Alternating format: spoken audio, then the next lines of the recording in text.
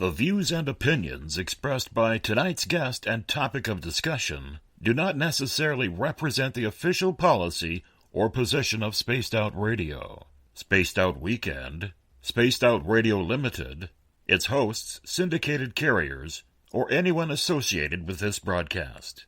Any rebroadcast, reproduction, or other use of this broadcast or podcast without the express written consent of Spaced Out Radio, Spaced Out Weekend, or Spaced Out Radio Limited is strictly prohibited.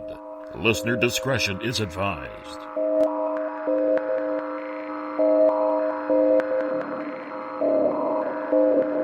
Hi there, this is Dave Scott, and I would like to invite you to listen Monday through Friday right here on Spaced Out Radio.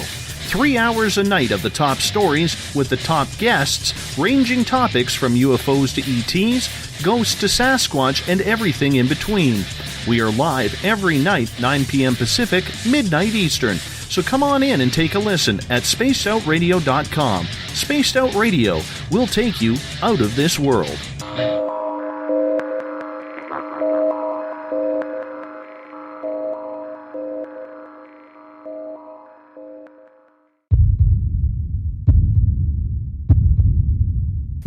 Let's go 6316, 8.8 for 6,000. Got 6316, North Hill Approach, so maintain 3,000, I'm 1 for the right. 3,000, let's go 6316. Redwood 811. We are coming to you live from the magical mystery abode of Uncle Jimbo's cabin, sharing quantum space with the Pacific Northwest and the desert Southwest as it does every weekend here on spacedoutradio.com. We want to welcome in everyone listening on WQEE 99 Rock the Key in Noonan, Georgia, at spacedoutradio.com on Spreaker, on the United Public Radio Network, Renegade Talk Radio, the High Plains Radio Network, and on Revolution Radio.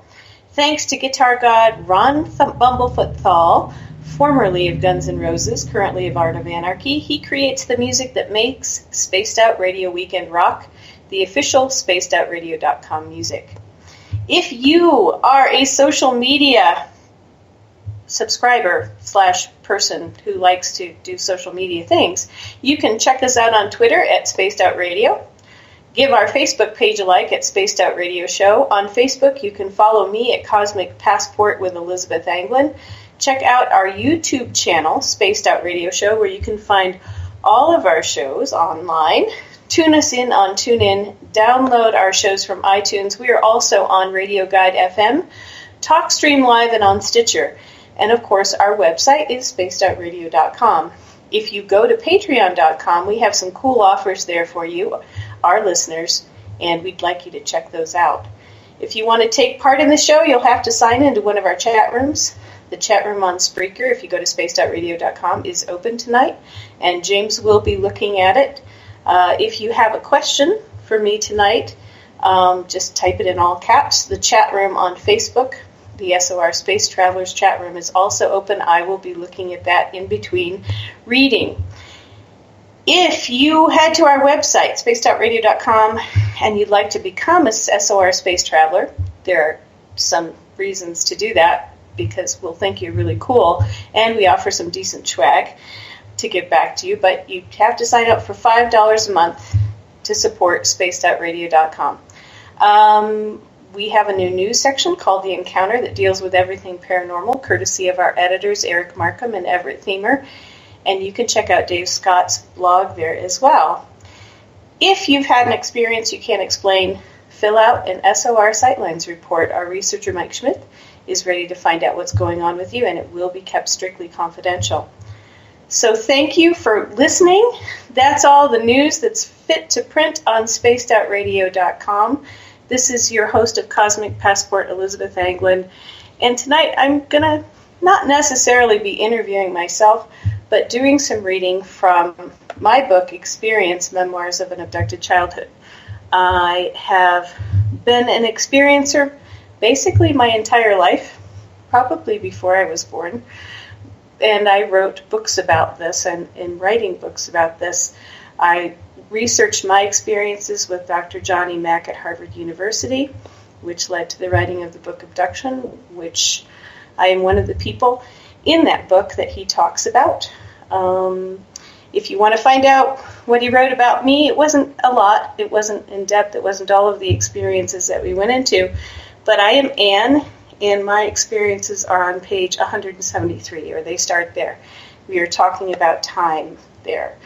It's been, 25 years next week since we did the Abduction Studies Conference at MIT with Dr. David Pritchard at MIT, who I happily saw this month. And I thought it was so cool because it's been 25 years since the Abduction Studies Conference, and we still talk. So I saw Andy and Dave Pritchard here in Madrid, New Mexico, coming through to work on a personal project in Santa Fe and also have dinner, and it was a wonderful experience. Dave Pritchard, who is a physicist at MIT, looked at my implant and had it analyzed, and he was so interested in what it was and in implants in general as physical proof and in the stories that he heard from abductees who had implants that he decided to sponsor a conference on abduction studies with his wife, Andrea, or Andy, as we call her. And this was the beginning of May, 1992. Next week will be 25 years later. So, to celebrate that a little bit early, I'm going to read a little bit from my book Experience and answer questions as you have them. If you have any questions about children and experiences, the book chronicles experiences from the age of 3 to 23, and it ends just after I turned 24. And one of the things that's really important if you're not an experiencer to understand is that most people who are abductees have a wake-up event. They have an event where all of a sudden it is undeniable that they have had an interaction with aliens or some alien force. And this wake-up event is incredibly important because once they have this undeniable event, they begin to remember that they have had a lifetime of events that have something to do with this undeniable event. And that was no different for me when I was 23. My wake-up event was in November. I had other alien experiences. I had been afraid of aliens when I was a child, really afraid of them. I would always be afraid of the little white man who would come through my window on a beam of light, and I slept under 5 blankets. And I was afraid of the white van, the flying white van, that I would float up into on the beam of light. So white VW vans gave me the creeps for a long, long time when I was a kid. I was so afraid of aliens that my brothers and sisters made fun of me. Well, my older brother and my sister made fun of me. My family made fun of me for being afraid of aliens. They had no idea why I was so scared, but I was afraid. My sister had an idea because she had seen aliens take me before. And what had happened is when I was little, my parents had moved us into the same room. And my sister, being savvy, had noticed that I was getting abducted and had decided to come up with a good excuse to get herself moved out of my room or out of the room with me. And that came about by her saying that I was kicking her, and then they got us a trundle bed, and then it came about by her saying I kept flip-flopping up and down in the night and she couldn't sleep because I was such a roly-poly sleeper that I kept moving the trundle bed around. And the real reason was that she saw aliens and she was scared. So there are all these things that come up after your experience that is undeniable, when you start remembering things and you start asking people in your family and you start talking to your friends that you just don't expect. So I'm going to read to you about my first undeniable experience with aliens. Again, this took place when I was 23, and it came about because I had started to date somebody who was in MUFON, who was really interested in alien abductions, and it was 1989, so it was a couple of years, after Communion came out and Bud Hopkins' book came out. And there really wasn't the sort of mystery around this that there had been previously, because the events started to be called what they were, or close to what they were, instead of alien contact, alien abduction. Some of us now know it's either an experience or contact. But I'm going to start on page 23 of the book Experience. And let me take a drink of tea here. I know I'm not supposed to tell you what I'm doing behind the scenes, but hold on. Okay. The Derby Square, and I was living in Salem at the time, so the place is Salem, Massachusetts.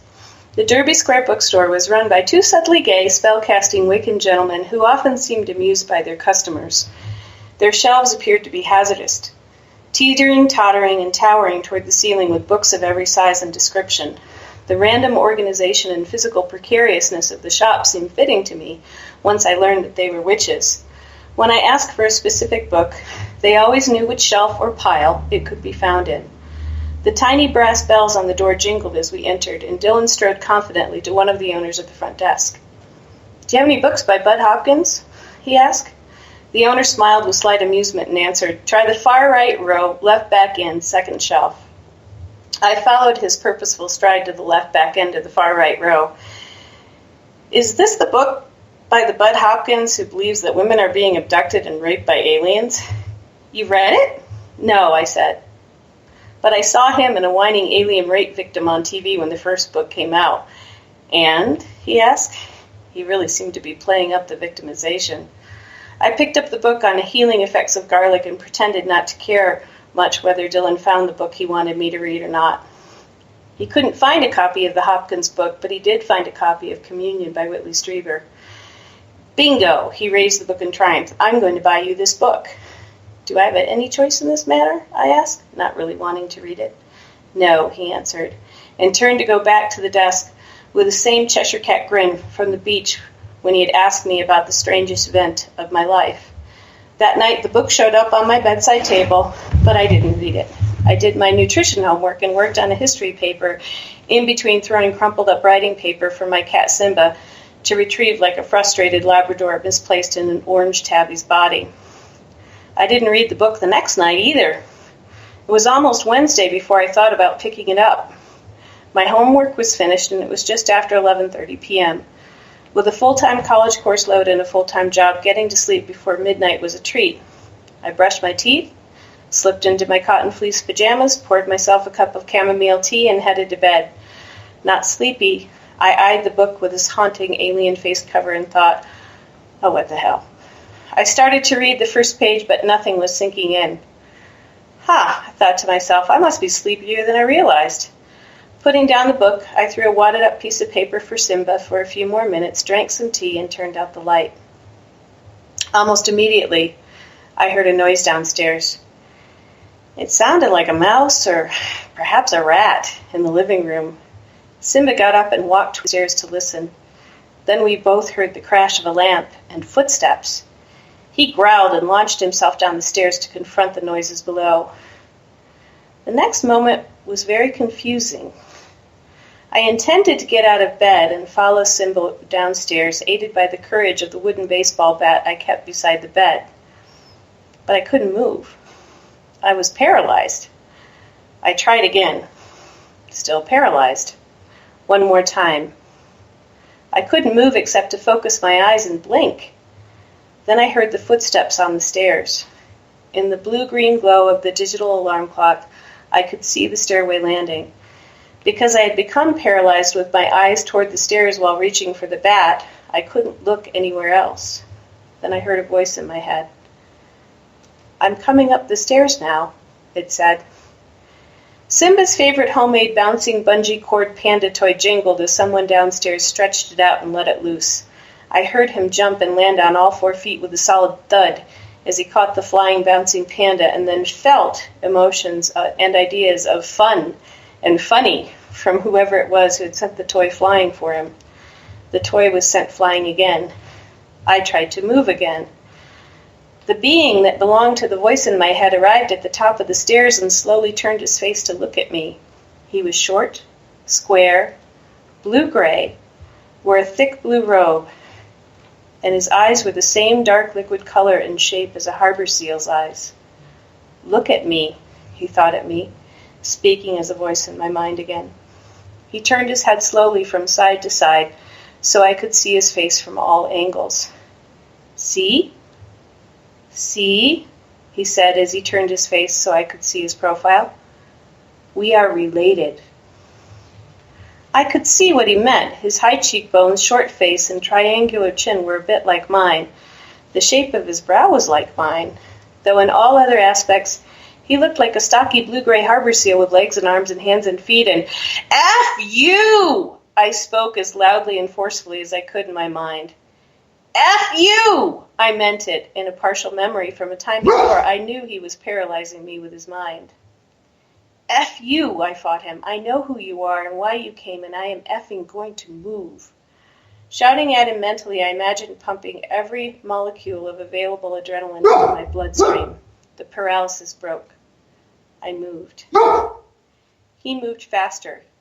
He went up and out the closed skylight above the foot of my bed with a thwop. I heard 5 more thwops from the living room below. With no one left in the living room to play with, Simba ran up the stairs, jumped on the bed, sat down, washed himself, and purred. I sat up in the bed and watched Simba wash himself. He seemed very satisfied and content. I, on the other hand, was awake. I was terrified, and I was beginning to remember. This had all happened before. Except the dog wasn't barking, which I apologize for. He thinks I'm upset because I'm saying F you. You know, he knows. So, that's my awakening event. There was no other major event. I had other major events before, but I was in denial about them. I'm like, yeah, okay, yeah, that's an alien. Yeah, right.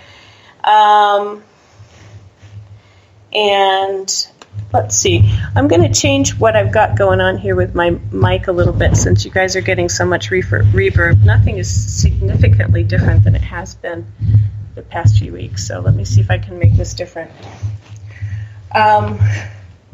Okay. No, I'm not broadcasting from the bathroom. Is this any better? Michael, Ron, Gail. Good. Okay. So, if you have any questions, write them in all caps. Otherwise, I'm going to move on.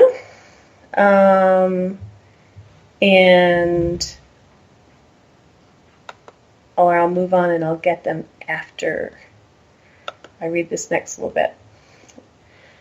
So, I started remembering what was happening to me or what had happened to me when I was a kid. And the first memory I realized had to do with aliens, undeniably had to do with aliens, was one of my first memories from when I was 3 years old. Yes, people can remember things from when they are 3, especially if they are traumatic. Yes, people remember things as early as 2 or even earlier. They actually don't have any good data about how early someone can remember. I have a friend who remembers things from being 9 months old. So this was age 3, and it's April 1969. I awoke with a start. 3 little gray bald men with big black eyes stood before me and surrounded my father, who sat immobilized in a metallic gray chair. One of them had a gun, and something in the room was emitting an ear-splitting shriek. All the men turned to look at me, eyes opened wide in alarm. I was the thing emitting the shriek. I wanted to stop them by shrieking. I felt 2 hands touch each of my shoulders and looked to see a short-robed gray man on either side of me. The hands each felt warm, soothing, and anesthetic. I knew that in a moment I would go limp and become passive. I couldn't let that happen, so I was shrieking for help, shrieking for the police, shrieking for my mother, until I realized there was no possibility of anyone either hearing me or helping my father and me. My father stayed immobilized, fixed in the chair, as if ropes bound him there. The little gray man to his right side lifted his little gray gun to just behind my father's right temple, and I yelled, "No! You can do anything you want to me, just don't shoot my daddy." It was too late. The gun flashed a brilliant yellow light, and I woke up again with the sound of a loud pop. Feeling I had fallen from high above my bed, the wind knocked out of me. I gasped for air until I was able to shriek again. No, not my daddy, no. When I could move, I ran to my parents' bedroom. My mother was there, my father was not, and I sobbed. Daddy, Daddy, Mommy, Mommy, bad men captured Daddy, Mommy, the bad men shot Daddy in the head. I was held and comforted by my mother, who tried to calm my fears by telling me, Daddy's in here, see? She pointed to his side of the bed, which was empty. I know he isn't here, I wailed. The bad men have him. They had me too, but I got away. The bad men shot Daddy in the head. The bad men killed my daddy. I sank into my mother's arms and into the softness of the bed, sobbing uncontrollably until I fell asleep again. As I slept through the day into the late afternoon in my parents' bed, my mother rose and placed a phone call to California. It took her several tries before she reached my father. Where have you been? She sounded frantic. On a field trip in the Sierras, the bus broke down. Well, your daughter had a nightmare and hasn't woken up since. Is she running a fever? No. She just seems exhausted. What was the dream? She said bad men captured you and shot you in the head. Maria? Yes, I'm coming home. Tell her I'm coming home. I'll be there soon. Dr. Allen could wiggle his ears, and my mother worked for him a few days a week, helping with billing and filing. On my visits to his office, he often came into the treatment room wearing a big red clown nose and fuzzy red clown hair and carrying a clown horn and a kazoo. Of course, he made me giggle, and whenever he gave me a shot, he could wiggle his ears so I would be distracted and barely notice the pinch of the needle breaking skin. How does he do that, I wondered, trying it myself, with no more effect than wiggling my eyebrows.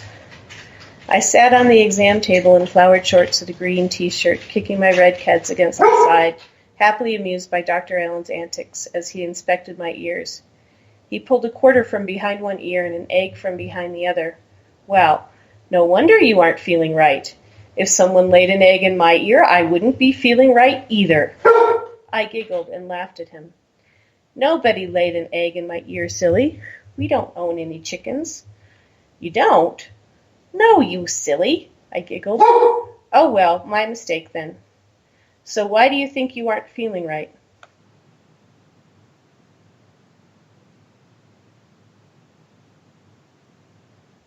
Some bad men in my dream shot my daddy. I couldn't stop them. I tried. Oh, my, he began. Is your daddy okay now? Yes, I hope so. He's coming home. I squealed the last in delight. So he's okay. I hope so. I'll know for sure when I see him. I'll know when I see him. When will that be? Mommy says a couple of days, Thursday. When is Thursday? Dr. Allen smiled. Thursday is this week, in 2 days. Is it before Cartoon Day? Yes, it's 2 days before Cartoon Day. Oh, so it's a Captain Kangaroo Day. He nodded, I smiled, and kicked the table with my heels. Thursday was soon, and I would be able to find out if my daddy was okay soon. The night my father returned home, he tried to tell my mother about it, but she refused to listen. I don't see why we had to spend money for you to come home now just because she had a bad dream, she complained. He sat on the side of the bed, elbows on his knees, looking at the floor, shaking his head. That's just it. I'm not sure it was just a bad dream. He was careful and sad. What do you mean by that? Her voice was a warning, almost a command. Something happened on the field trip. Something happened while we were on the bus. What? And don't tell me the bus was hijacked by bad men. She cocked her head, eyebrows raised, her face flushed with skepticism and anger. Still looking at the floor, he replied, I can't tell you that it wasn't. He felt resigned to her anger over the money and worried by the truth. The bus had stopped unexpectedly, halfway up a steep mountain pass. When my father looked at the road ahead, he saw a silver-gray spherical ship resting in the middle of the road. The bus driver frantically shifted the bus into reverse, turning his terrified face to look backward for a way out. A moment later he froze, his mouth open, his eyes wide and blank.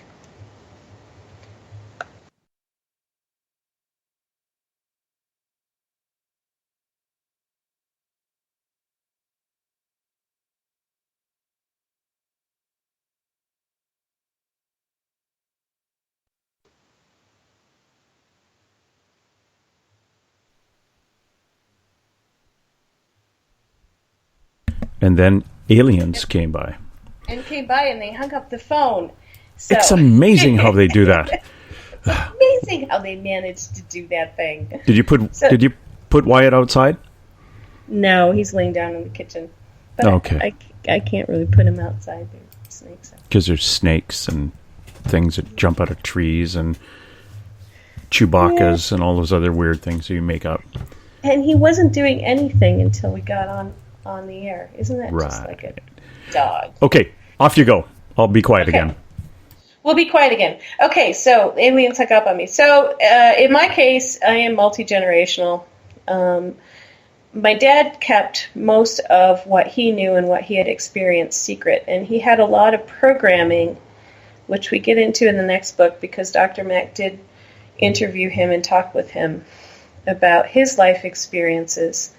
And his programming was that if he talked about it, he would be killed. And he deeply, profoundly thought that if he talked to anyone about alien abduction, he would end up either in the loony bin or being killed or both.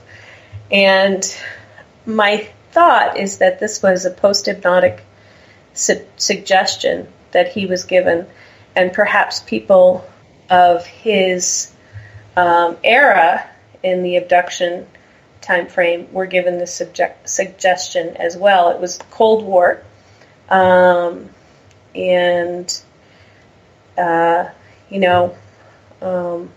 my thoughts on this is that there were my labs, there was an understanding between Russia and the United States and the aliens having to do with the threat of nuclear annihilation and threats in general, which kind of left a lot of people, the countries tacitly agreeing to allow abductions to continue. They had been going on since before the Cold War era. My grandfather was also an abductee, and he told stories about that as well. So, I'm going to move on to some of the crazier alien things that happened later on. I'm not going to do the school experience. We had a UFO over my elementary school when I was in second grade, and a lot of people saw it. I had the sensation of going to school twice, like riding a bus to school with different schools than I actually rode the bus to school with. So there was this idea of having a second school. That some kids in my town and some kids in the area were also going to another school. I'm not going to read about that, but let's see. This is, I think it's kind of a funny one. It's about a UFO sighting, and possibly more, and how scared I was of aliens. So this is November 1978, and I'm age 12. When I fed the horses after dark, I usually loped out to the barn in a "we're off to see the wizard gait" I had adopted to get there faster but still not appear to be running, and perhaps not be caught by something unearthly along the way. It wasn't a run, but it was fast enough to get my heart rate up and fast enough to allow me to break into a run if I needed to. When I arrived at the barn this evening, nothing was amiss. No aliens were waiting for me behind the weathered wooden door. The horses were happy to see me, happy to be fed, happy to listen to me sing them a song while they munched hay. When I was satisfied that the horses were satisfied and that this was just another evening, I turned out the lights, shut down the weathered wooden barn door, and walked toward the house. Then I saw the light. It looked like the light from a large airplane, perhaps a Boeing 737. I had seen similar lights in Dearborn near the Detroit airport when my family traveled to visit cousins living nearby, but this light was low in the sky. Could it be a light from a plane taking off from the airport in Detroit? I wondered. Then I wondered if the plane was in trouble. Was it going to try to land? Or crash? The light looked to be no more than 500 feet off the ground, and it was descending as if on approach to land. Oh, crap! It is going to crash! Helpless to do anything to influence the fate of this airplane in trouble, I began to pray. Dear God, please protect the people in the airplane in trouble. In Jesus' name I pray. Amen. I wondered for a moment if God recognized my prayer as being sincere enough, since praying wasn't something I did religiously, like Mary Marvin, who was disciplined about getting on her knees beside her bed, praying every single night before she went to sleep. The light, which before the prayer had seemed to be heading for a crash landing in the oak forest behind the Donovan's house, turned toward where I was standing on the small hill of my house. My prayers obviously weren't noticeable. It now appeared to be about a quarter mile away. I listened for the sound of grinding gears or something that might tell me what the problem was, and then my heart leapt into my throat. The light seemed to be headed straight for me. Time slowed down as I wondered about the fact that I never considered my life would end underneath the rubble of a major air crash. What would it feel like? Would my last experience be the wings or of the landing gear? Transfixed with terror and wonder at the possibility of my own death, when I next looked up, the airplane was passing between the barn and the house, about 100 feet off the ground. So close I could see the faces of the people inside looking out the windows. Their eyes were large, round, and stretched upward in expressions of shock, like the eyes of cartoon characters. There was an older woman with a red pillbox hat on her head, with a high red bow on top, and then a man in a brown tweed golfing cap, another man in a light gray fedora, and a woman with a big yellow bow adorning a high bouffant hairstyle that also sat on top of her head like a hat. They all looked similar, these faces looking out the windows of the jet in terror, all of them long, with big foreheads, and large, round-stretched eyes and thin necks. And the windows of the jet were odd. They were larger than they should be and square. I could see not just the faces and necks of the people inside, but also the shoulders and a yellow-lighted space above the top of their heads. And the jet made no noise at all.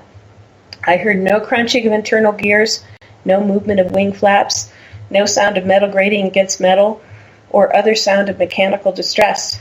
There wasn't even the sound of an engine.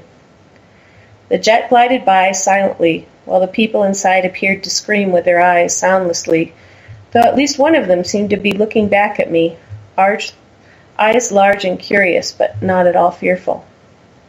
And then the jet was gone. So I figured out later that that was not a jet that was going to crash after my wake-up event. And so that was when I was 12. Crazy things that happen when you're an abductee and you're 12. Moving on. This is a little more distressing if any of you have kids who are abducted. A lot of people don't talk about, and I think that the hybrid program has changed, but in my young life I was involved in physical things on the ship, medical things, and also the hybrid program. And that actually, I mean, this is distressing, but it can start pretty young. So if you are an abductee and if you have any sort of feelings about things that might have happened when you were young, you might want to get regressed and check into them, because oftentimes regression will help you release any memories that may be traumatic that you've repressed around things that may have happened when you were quite young. So when I was 13, I was in a gifted after-school program, and this was for kids who got bored in class, who, after they did the first round of IQ testing, the teachers could say, wow, they have a high IQ.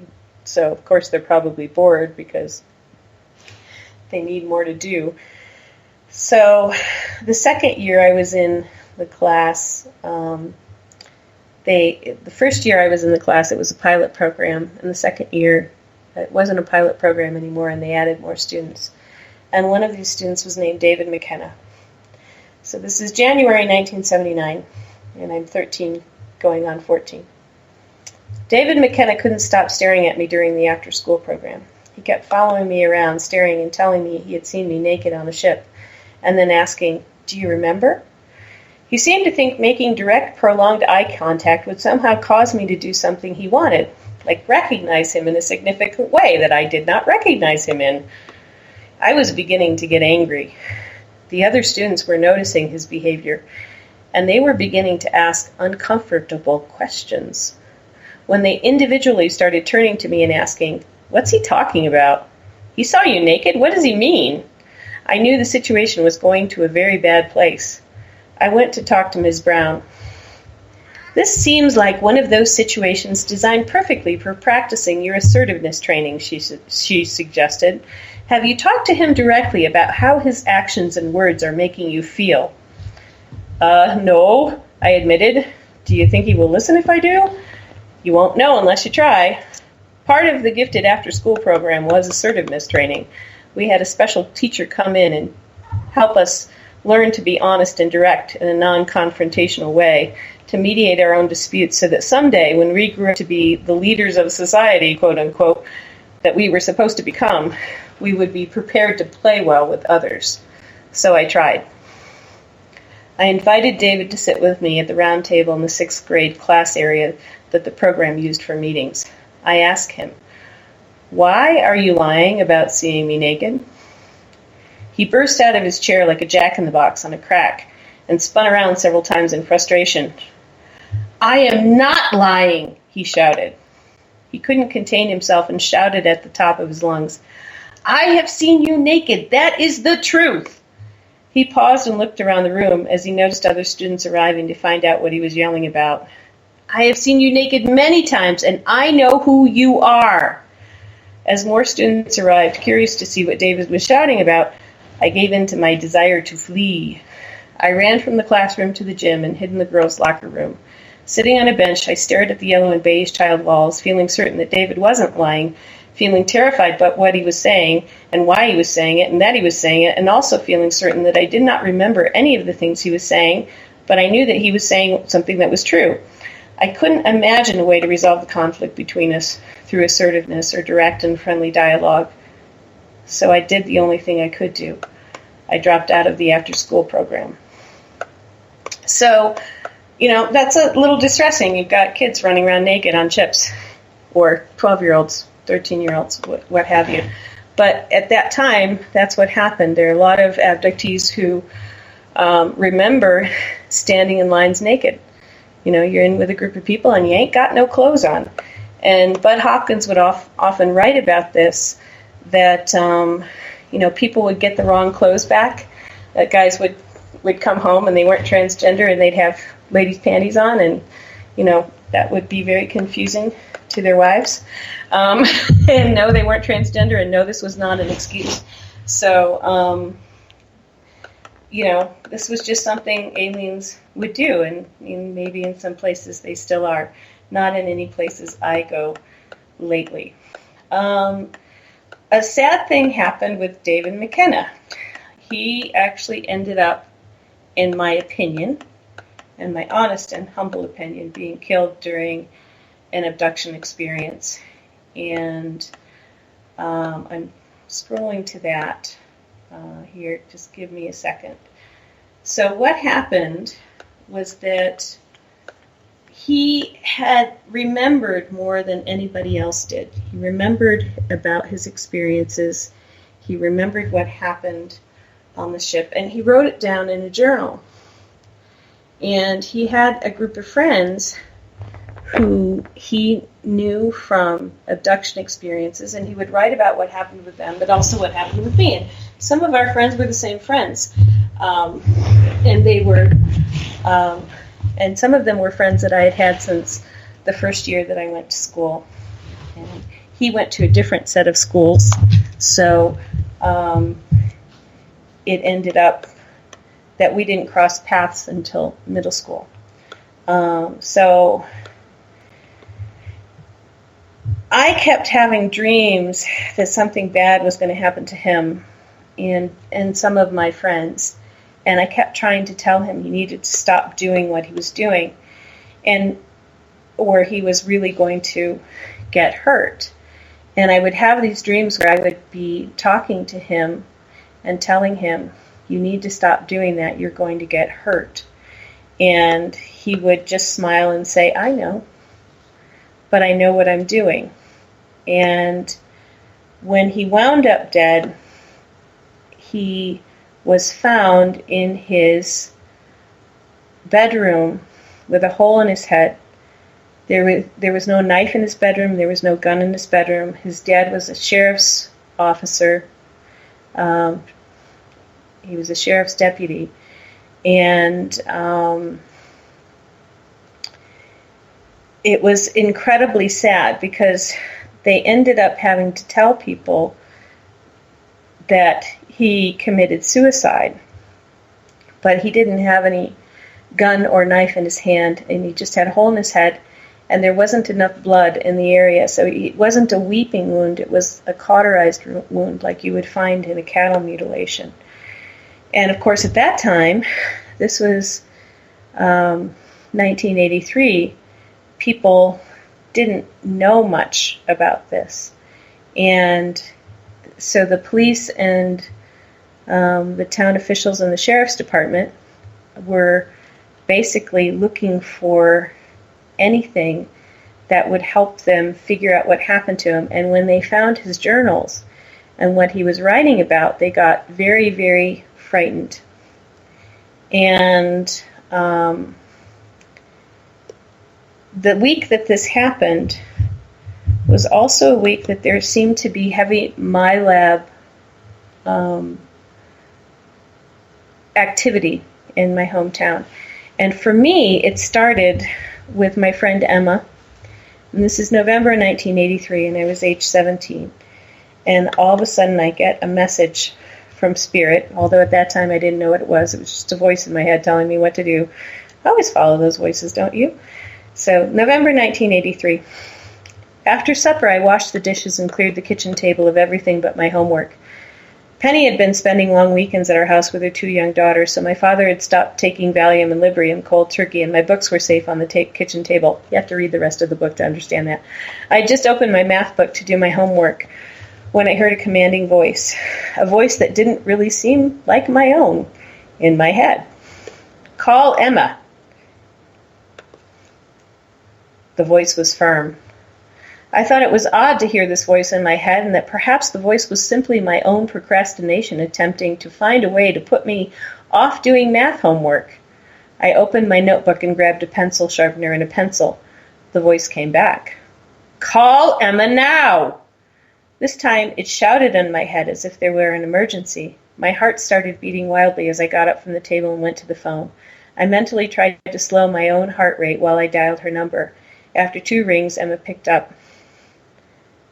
Hello? She said tentatively, as if she were afraid of who or what might be on the phone. Emma? I asked just as tentatively. What are you doing? There was a moment of silence before she answered. I'm holding a gun to my head. Why? I elongated the word to emphasize that it seemed a dubious activity. Because they told me to. Who are they? I thought better of the question and then said, wait, before you answer that question, can you put the gun down? Emma laughed, a little wryly. I already did. Okay, good, I answered. Did you put the safety on? There was a brief pause from Emma. Yes. Okay, good, I repeated. Do I have to be worried about you picking it up and putting it to your head again? There was another brief pause from Emma. No, I don't think so, she answered. I don't think I'm going to do that again. Okay, good.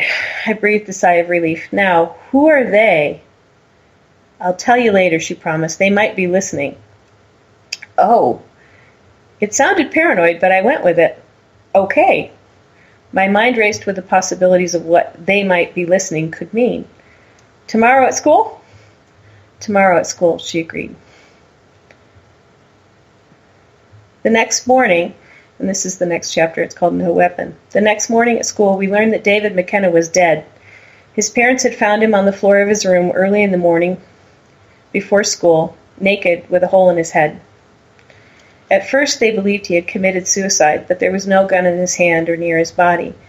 His father, a sheriff's deputy, had guns locked on the case in the house, but none of them had been touched. The wound in his head did not match what a bullet would make, and there were no other potential weapons in his hand or near him that could have caused it. There were no signs of a break-in. The windows in his room were shut and locked from the inside. Still, for no discernible reason, David McKenna was dead. And for no discernible reason, his girlfriend showed up at my locker to talk to me about it. He said this might happen, she began. He told me that if it did, I should talk to you. She tilted her head as I bit my lip, a little upset by this news and not sure how to respond. He said that you were the one who would know what to do if he died. I had no idea what to do. So I walked the hall with her while she talked about him and said, uh-huh, shaking my head positively when it seemed appropriate. I did the same thing I always did when people who were in trouble talked to me. I listened. And that's kind of how we found out about him. You end up finding out that people are really upset as the day goes on. I end up going out with Emma for a walk. And one of the things that often happens, especially if people don't know about abduction, it may not happen so much anymore, is that you kind of sublimate the information into another storyline, and the storyline can be fairies. The storyline can be a conspiracy theory about or in the case of David McKenna, it was a storyline that was based on the Silmarillion, and it had to do with fairies. And so in his journals, he was directly talking about they, and he was talking about ships, and he was talking about the end of nature. And I didn't know any of this because I had never talked to him again after the experience of running away from him when he had seen me naked on a ship. And so I had no idea what he was writing about. The only thing I knew was that I had dreams about him, and I kept warning him he needed to stop whatever he was doing.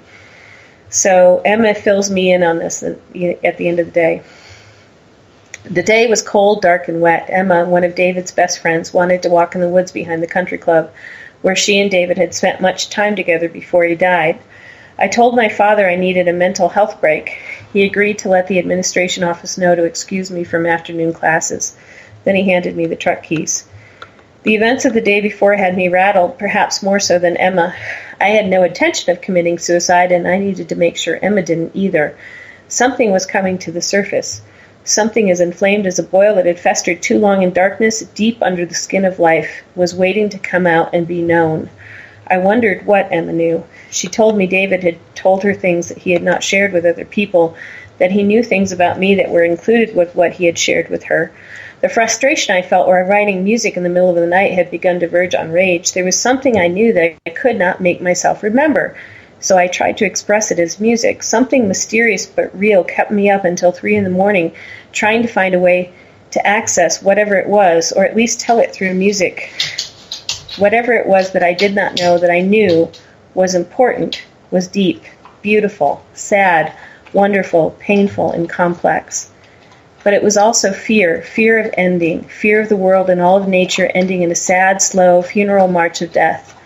The nuclear bombs trained on us from across the ocean could arrive at any time. Though I feared this potential, my dreams showed me the end of the world coming with a whimper, not with a bang. I met Emma outside band practice. She had gone to the office and called her mother at work, telling her she had a stomachache, wanting to be excused to go home. Her mother had agreed, especially after learning I had volunteered to give Emma a ride. We fled the high school and headed for McDonald's for a quick lunch of cheeseburgers, fries, and Cokes, and then headed out to the Locust and Oak woodlands west of town. David knew, she asserted as the truck sped over the hills of Country Club Road toward the woods. David knew what? I asked.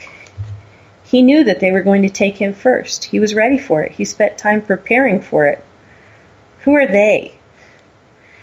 I wondered if she meant the crazy ninja wannabe kids David hung out with, who appeared to who he appeared to lead during the last appearance in the school hallways at Halloween. Do you promise not to tell anyone? I will only tell you if you promise not to tell anyone else.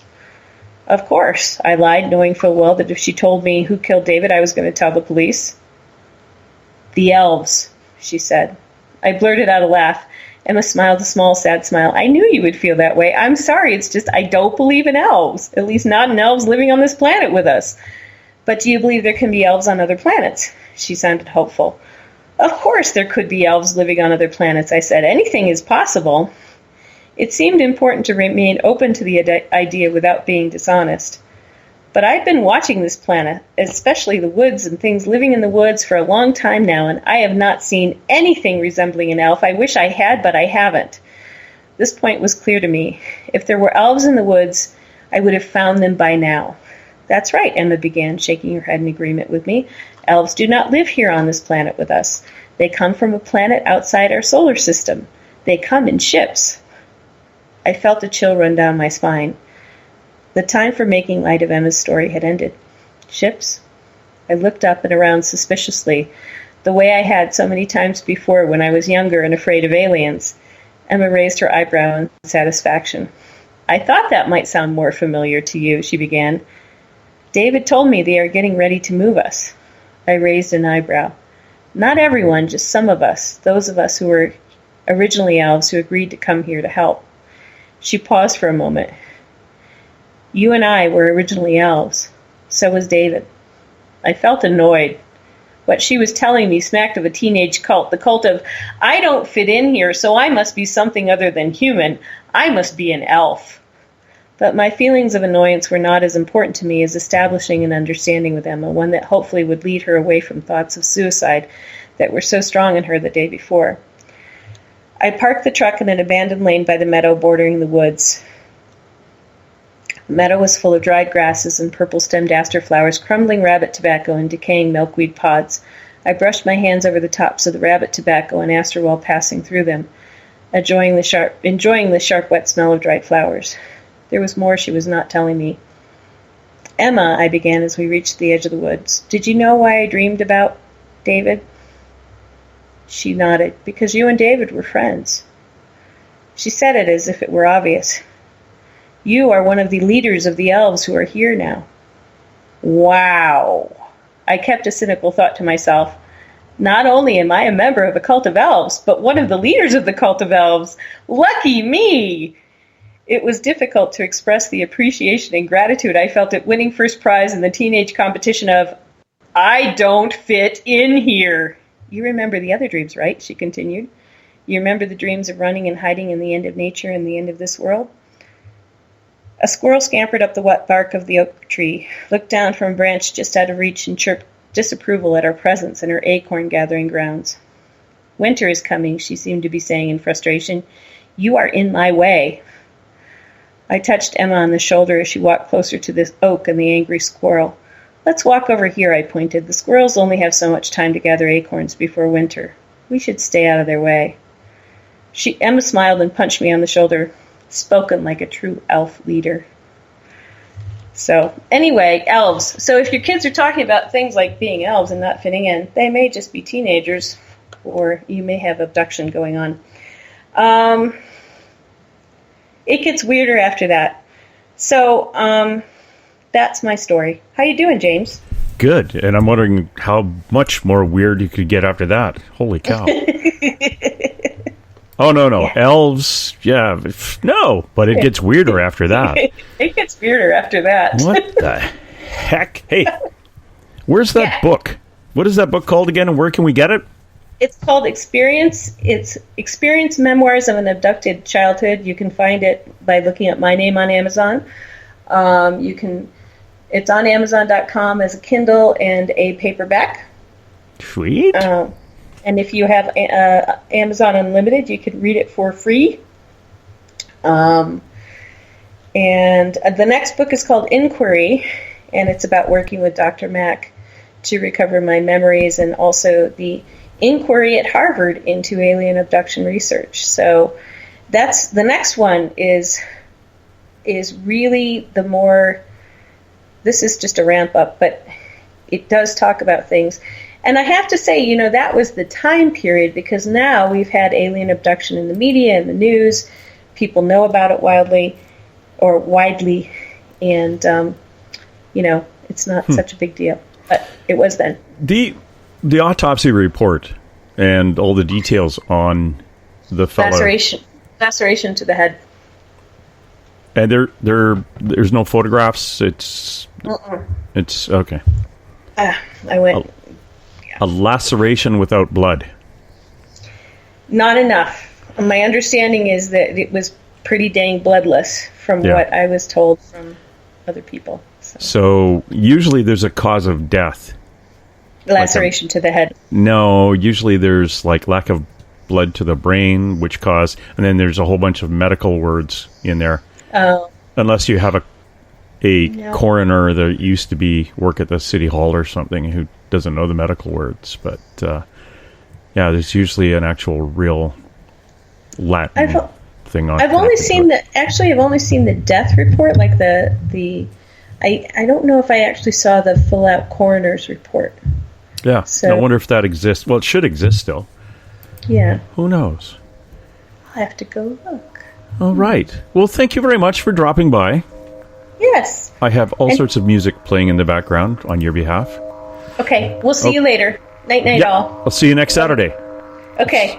And put Wyatt out with the snakes. I will.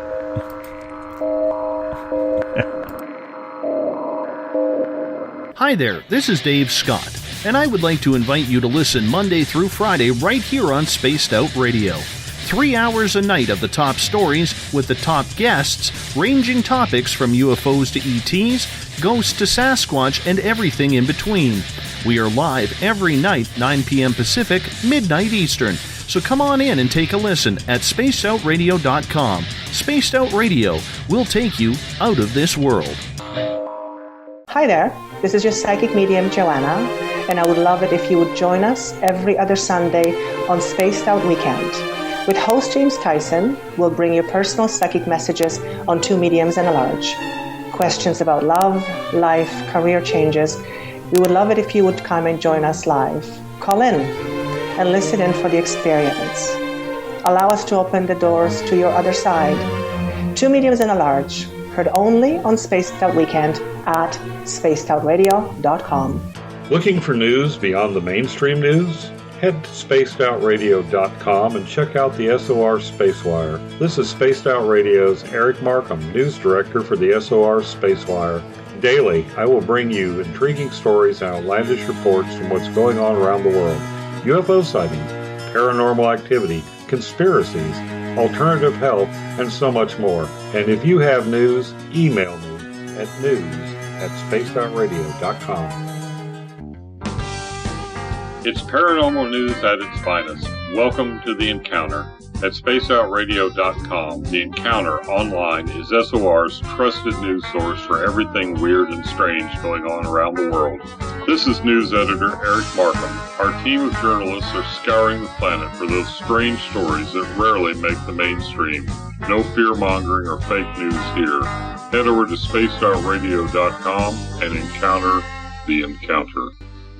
Attention Spaced Out Radio listeners, for only $5 a month you can join Spaced Out Radio Space Travelers.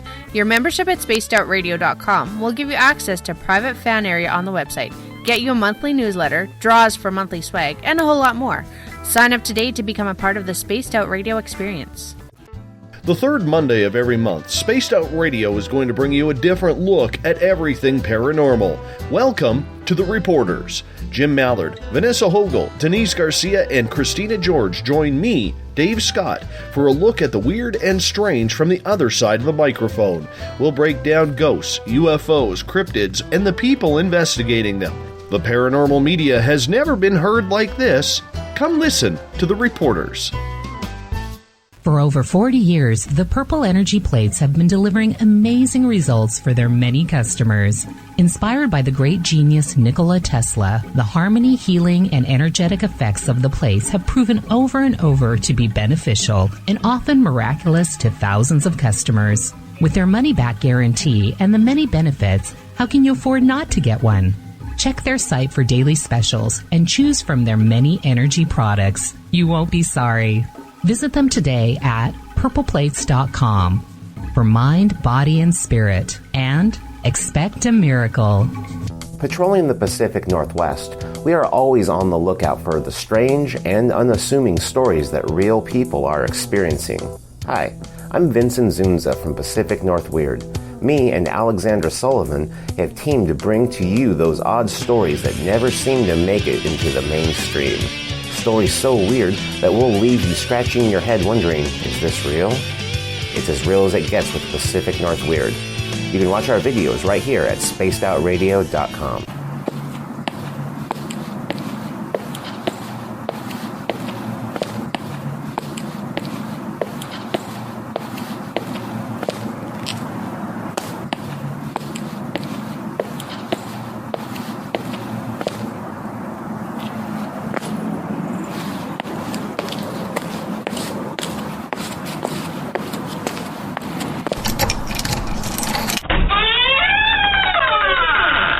It's time to go live on Spaced Out Weekend.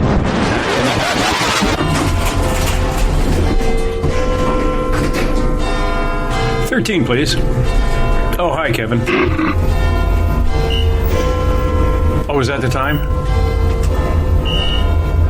Kevin, my friend, don't you find that watch just a little bit loud? Well, I certainly hope our buddy Bumblefoot is playing when we get there. Oh, you stinky big bundle of hair. I said Bumblefoot, not Bigfoot. Oh, it's going to be a long night. It's time to head to the 13th floor of the old log cabin for Spaced Out Weekend with James Tyson. You can tweet James at James Tyson SOR. You can find him on Instagram, Spaced Out Weekend, as well as on Facebook. On YouTube, our channel is Spaced Out Radio Show, and you can check out our website, spacedoutradio.com.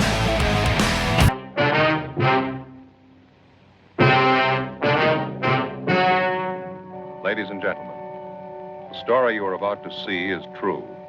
The names have been changed to protect the innocent.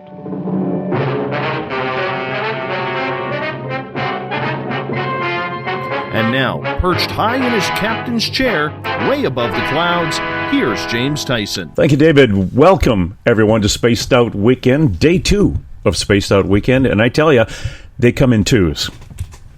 Just because, as a kid, I learned that's how the calendar worked, and weekends were usually side by each. And I want to thank you for dropping in and listening. I want to thank everybody for listening to us at spacedoutradio.com, on Spreaker, Renegade Talk Radio, the High Plains Talk Radio Network, on the United Public Radio Network, and at WQEE 99 Rock the Key in Noonan, Georgia. Those who've tuned in on TalkStream Live, on Stitcher, and Radio Guide FM, and those who have bounced around and find us under Space Out Radio Show on iTunes. Don't look for us on YouTube right now because, well, you could. You'll listen to Viviana Duncan and I talk last night. But again, these shows are only downloaded on YouTube after it is over. And I want to thank those people who listen to us in the oddest times during the day, the ones who download the show and they play it in their car, in their trucks, at work.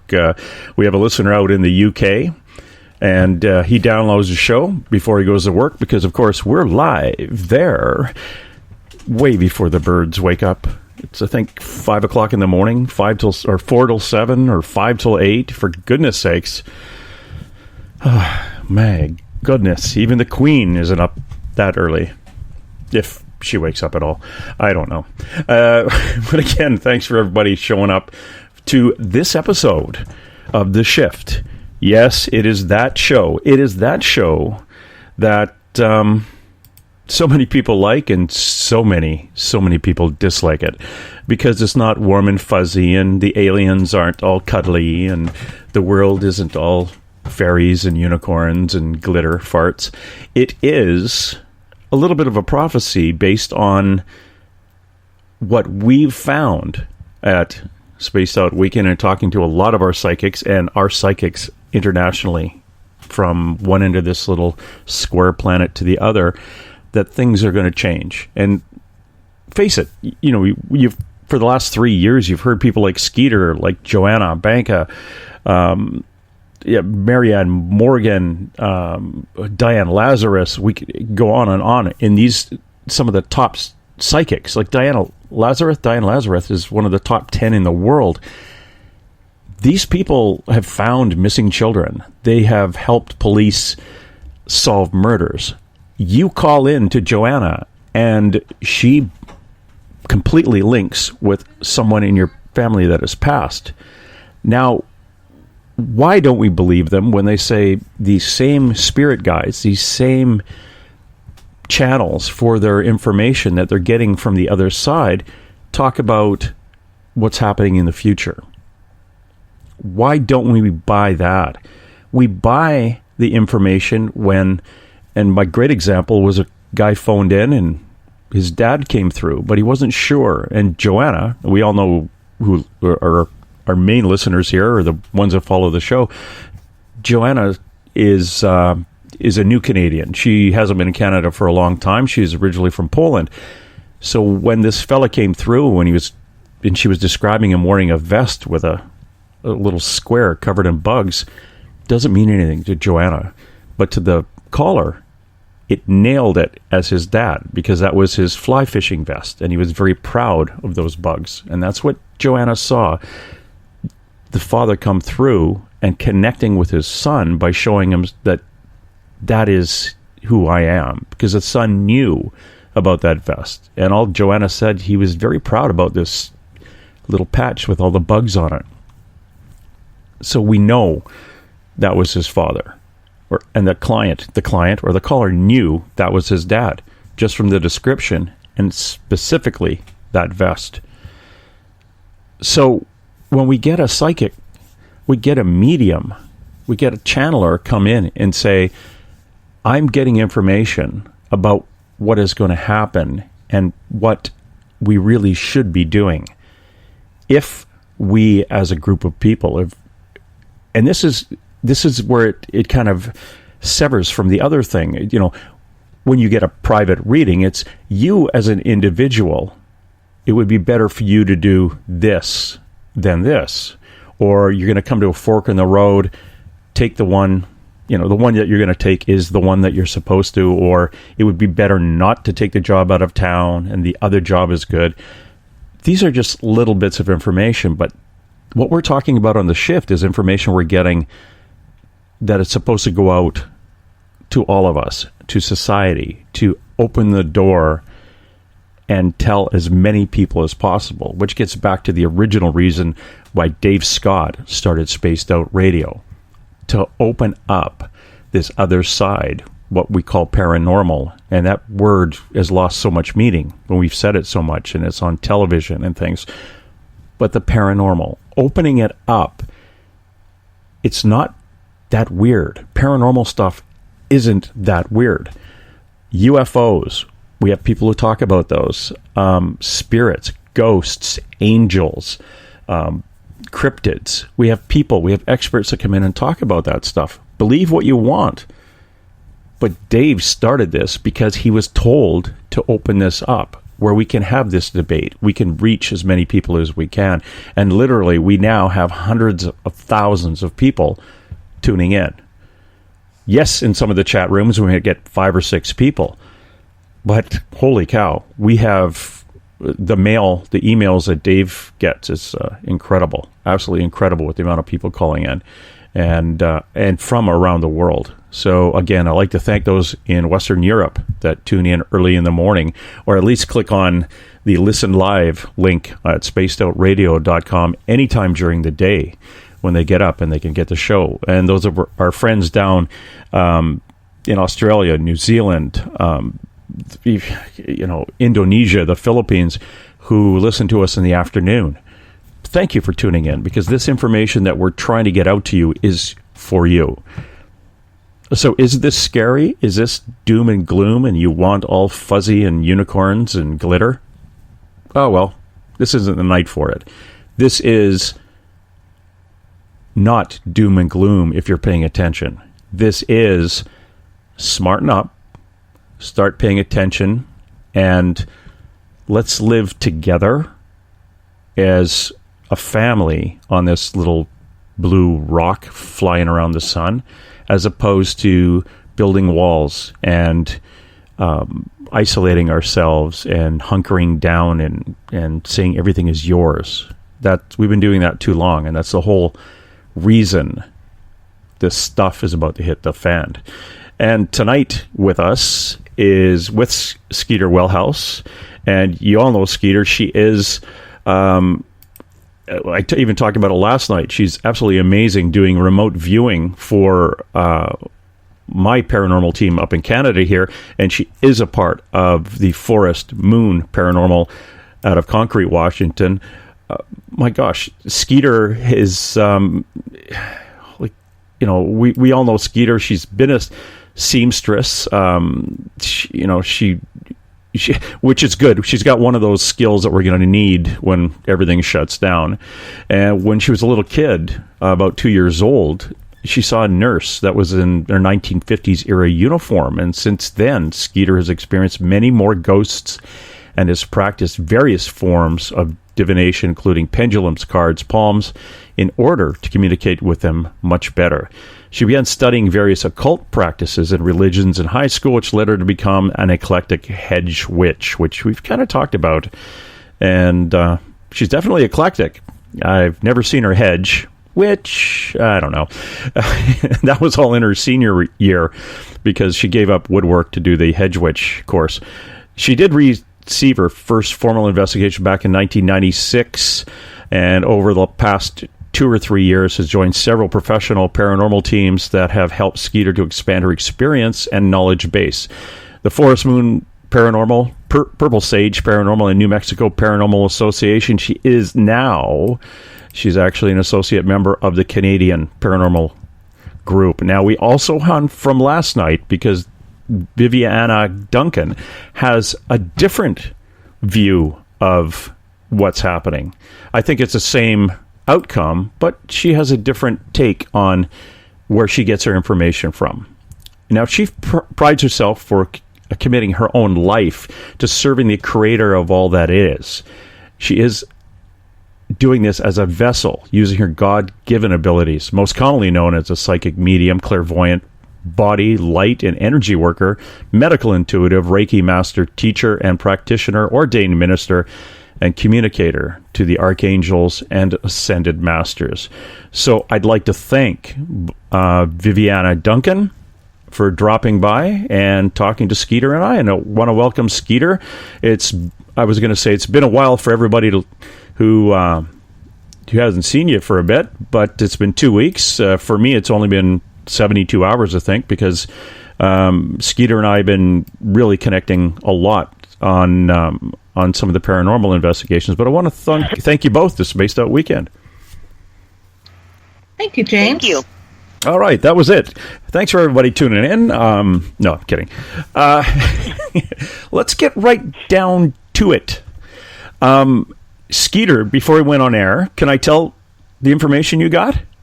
Yeah, sure. Skeeter, during the break between Elizabeth's Cosmic Passport and this, I introduced Skeeter to Viviana on the phones, and Skeeter said, I am getting a very strong information, and it's coming at me, and it's, get this woman off the radio. And since then, you've had some time to kind of suck back and reload. Anything new, Skeeter, on that? No, I'm still being hit hard. It's just they want me off, or they want her off, or they want us both off. I'm not sure what's going on. And who are they? I haven't identified them yet. They're not any of my normal guides. Okay. Viviana, what a welcome to the show. Get her off. Get her out of here. Yeah. Are you getting anything too? Me? No. No? No. No, but, I'm not getting any. I feel great. I feel wanted. Mm-hmm. Maybe it's me. Hold on. Or maybe they're talking about your cat. Get her off the bed. Now, last night, Viviana Duncan and I were talking about the shift on things to come. And Viviana, what did you tell me? You were let's amplify a bit of that. You were talking about this is something that's better not looked at, correct? My guidance and awarenesses have pretty much always told me that whatever awarenesses come to me are for me, and it's not to be really. It's just kind of like observe. A lot of the stuff that I get in regards to what's happening on the ET aspect has been just observe. Okay. And to be honest with you, I'm not an expert in the whole ET thing. This is something that I'm slowly, gradually becoming more comfortable with. All right. So, but when in reference to what is going to come as a result of our coexistence with this planet and how it's kind of gone a bit wonky in the last 100 or 200 years or more, or what we call the shift, this change that could, a number of things that is trying to get our attention politically and financially and then eventually geologically. Are you seeing what's coming and just kind of told to, okay, just kind of keep that to yourself because the rest of society doesn't really need to know that at this time? Yeah, it's more of a glimpse if I get anything, and literally a glimpse. When it comes to me, I just get little snippets here and there, and it eventually starts building into like a story, so to speak. But with what's going on, compared to what I've gotten a year and a half ago to now, the plot's twisted and changed. But I'm just constantly being told to remember what I'm here and to do and stay on task. Yeah. And facilitating. But I've been, seeing things that I'm not accustomed to, and that make me kind of question what I'm seeing, Yeah. So, but I'll tell you that my perspective has changed, where I'm a little bit more open to it than before. It was just like, no, ET, run away. I just left I always got like a really negative connotation with it. Mm-hmm. Didn't matter what alien it was all bad. But now in my own journey and seeing things and experiencing things, I'm beginning to understand the bigger picture, that it's not all like that. They just want us to think it's that. They want us to be afraid. Yeah. And they could even be the government. Not only the ETs, but the government was trying to make it scarier than, because every alien you've ever seen on television other than Uncle Martin, they're pretty spooky. And they're scary looking. Yeah. But this shift thing is more a source energy getting tired of the way we play with this planet. And it's basically the creator, as you say, the creator of all that it is kind of, it's come to the time as like, you guys are going to have to get your poop together, or these things are going to happen. We're going to get back to living together in harmony, or something's afoot. Yeah, and I think Mother Earth has stuff to do with that too, because she's on this timeline where if we don't get our stuff together, she's going to start getting a little bit more perturbed and angry, and we're going to start really experiencing it on a geological level. The town that I am from had 2 earthquakes today in Santa Barbara, California, and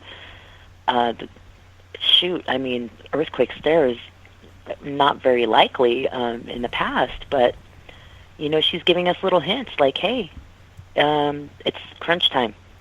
And you moved, didn't you? I did. I moved from the Santa Barbara County up towards the exact center of California in North Fork. So I'm over by Yosemite. Okay. And why did you move? We wanted to purchase a home with some property, and we wanted something that was more closer to nature. Mm-hmm. We had talked about even something that was a little bit more off the grid, that we can, have our own food and whatnot. So we looked around for a while, and to be quite honest with you, I don't know why God put me here and brought me here, but it's been synchronistic from the day we got our keys to now. It's just been fun to watch. Yeah. Well, Skeeter, you went through this too. You lived in, let's see, you lived in Albuquerque. Albuquerque, because you took that left turn, and yep. And you had to move too. What was it? What was the reason you moved? I was told that it was going to get ugly soon, and it was just there was a lot of unsettlement, and it just felt like something was breathing down my neck. I had to get out of there, so we moved up north to a beautiful little valley here in Washington State. And ever since then, it's backed off. I know I've got one more move ahead of me, but I'm not quite sure exactly where it is. I think it's somewhere in Canada. Hey, we built that wall. What are you doing? I'm sorry. I just moved here from Mexico. I know how to do tunnels. Oh, right. That's you little Dickens, you. I don't know if that's a good thing. As a Mountie, I actually worked on a bunch of guys who dug a tunnel under the Canadian border into the U.S. to run drugs and precursors down into the U.S. And it was very interesting. We waited until they finished it. It was very well done. And then we busted it. So if anyone's wanting to know about that, you can Google the Organized Crime Agency of British Columbia and tunnel, and it'll give you a big story about that. It was kind of fun. Well, fun for us. For them, not so much. But them and the DEA, which were really cranky because they just wanted to bust the tunnel all the time. And we just said, no, calm down. We want to see what they're going to do with it. No, they could be bringing a dirty bomb across. Actually, our guys went down, bought a couple of flats of Miller Highlight, and came across. Yeah, there's your dirty bomb, you crazy DEA guys. Anyway, back on task. The movement, when you say you were told, Skeeter, who the heck would tell you something like that? To move. Uh-oh. Did we lose one? Skeeter? Here I am. Oh. There she is. Okay. Who? No, it was... Go ahead. Mercury retrograde.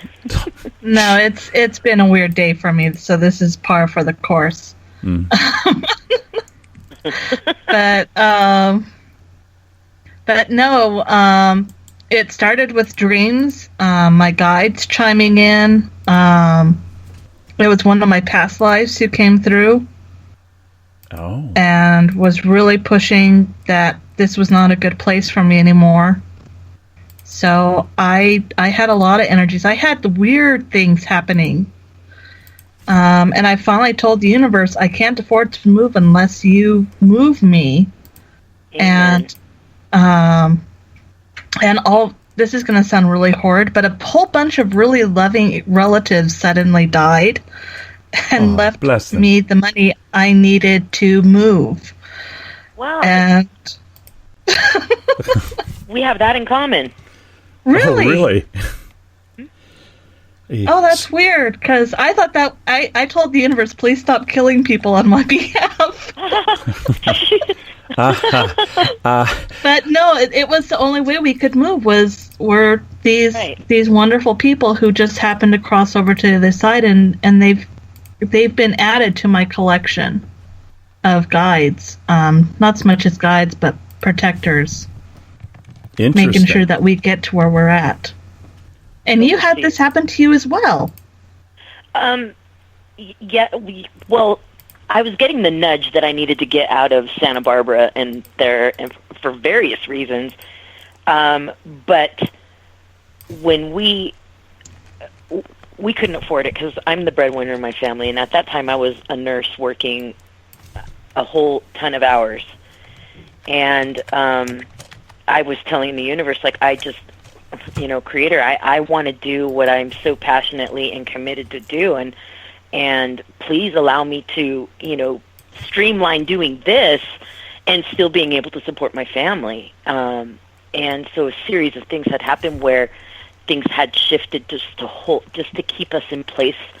It was really scary, when you don't know where the money's going to come and if you're going to have enough. And then all of a sudden my husband's grandparents passed, and we ended up having the opportunity of getting out of Dodge, and that's where we decided we wanted to go be mountain people again.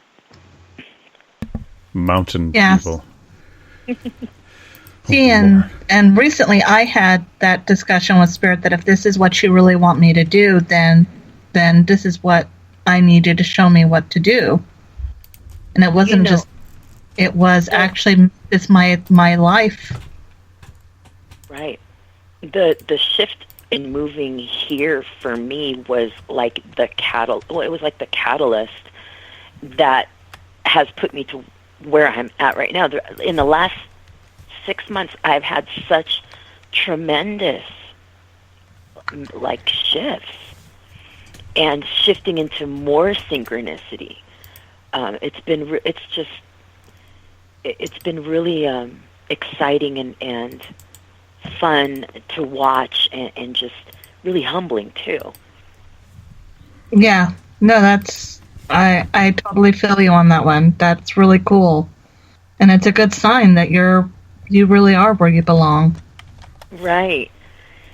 And I think that we can both probably relate that we yearned for doing this for as long as we can remember, and now that we are fully in it and not just kind of dabbling or just kind of using it as a hustle, but we're able to really just hunker down and give all that we can to whoever it is that we need to at the present time. And no, I totally agree. Skeeter, sorry. Why don't you introduce Viviana to the those beings that you're getting your information from? Oh, here, wait just a minute. Why don't you focus on her for just a moment? Okay. Viviana, I'm focusing on you. Focus on me. There we go. Do you maybe introduce the listener who wasn't with us last night on who you get your information from? Me? Yeah. Oh, okay. Okay. My information, I am a communicator, and I work with not only the creator of all that is, but the archangels primarily, and some ascended masters, and the higher aspects of myself. And so that's where I get most of my information. But as far as when I do my sessions and whatnot, it's really like whoever needs to come through to bring that message.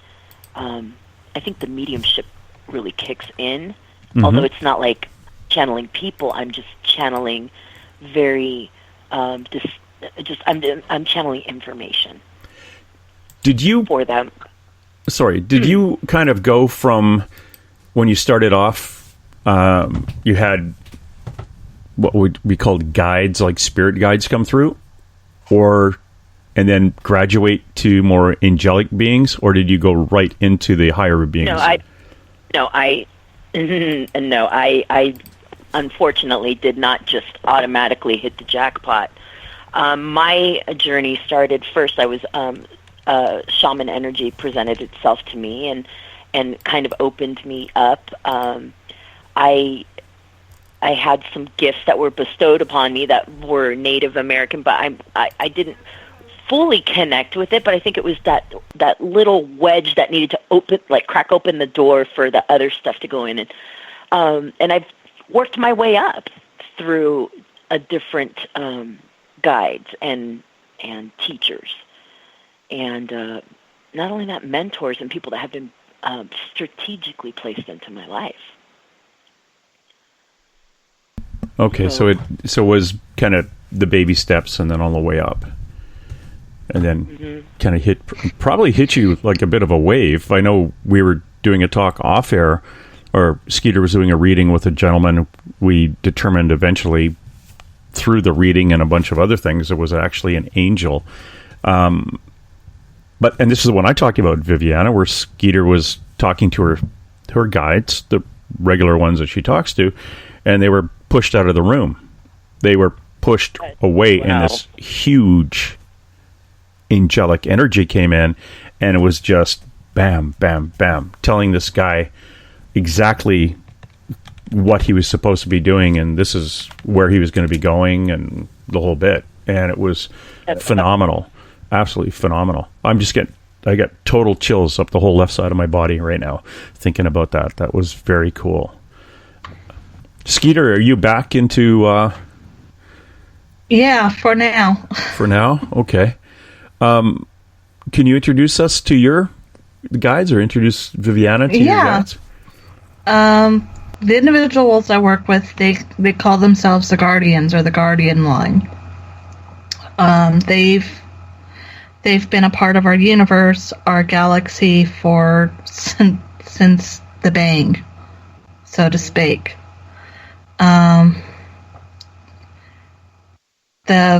I apologize, it's a little hard for me right now. It's the main one that I'm working with right now is Charlize. Her proper name is Gabriella, but Gabriella Charlize Xavier Bassi. She's the youngest of the Guardian line, and she's the one guiding me through the shift.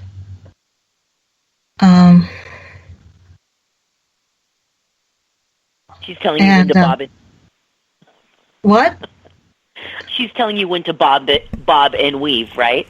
Yes, she's the one telling me when to bob and weave. She's the one who's been very graciously telling me, don't worry about it, hold on, just keep going. She was the big one who actually led me to Maple Valley. I was originally going to be in Camas, Washington, but she said, nope, this isn't it. You're too close to the coast, you're too close to the water. We need to go further inland. And it's just been it's been a trip with her. It's been wonderful. The others are Mercedes. She's the second youngest. And wow. I really apologize.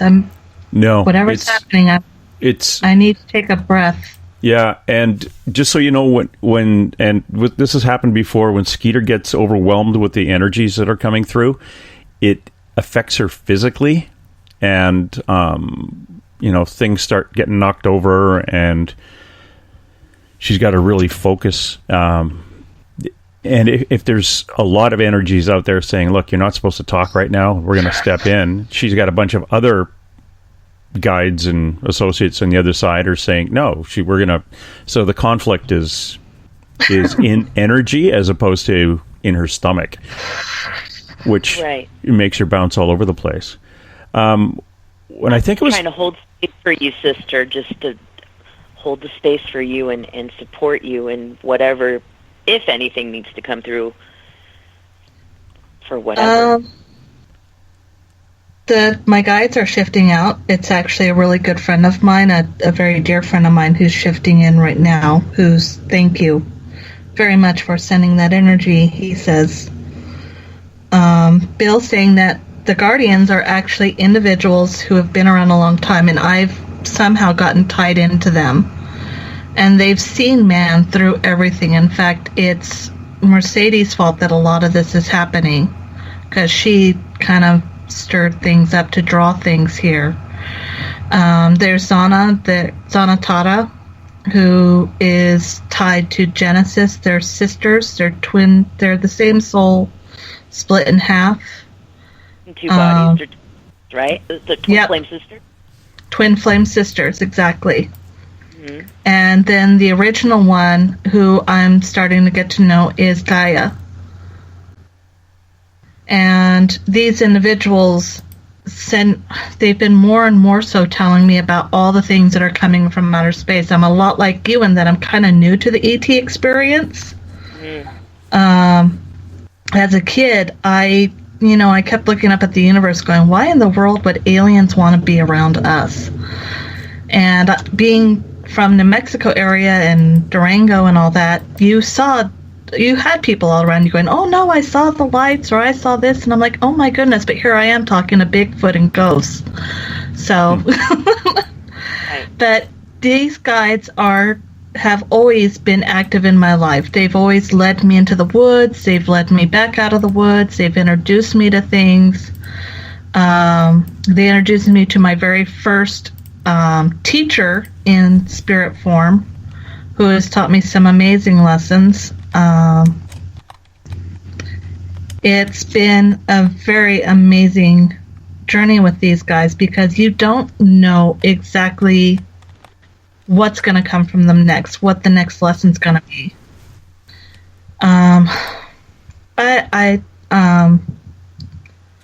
One of the things that keeps coming, I apologize, I'm going to shift gears real quick on you all. I'm actually getting visions of something that's being really obnoxious, and if I had a stick, I'd go outside and smack it wherever it is. There's grays, is what I'm being told is around. Grays are, what I'm learning, are kind of like the bullies, I think, of the alien world.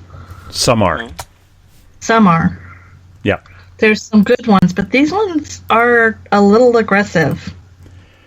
Yeah, there's the lower, the shorter ones. They're the ones that do most of the abduction and the stupid things. I think they were the ones that Elizabeth ran into when she was a kid. Yeah. If you have issues with grays, what you want to do is demand a higher being be there.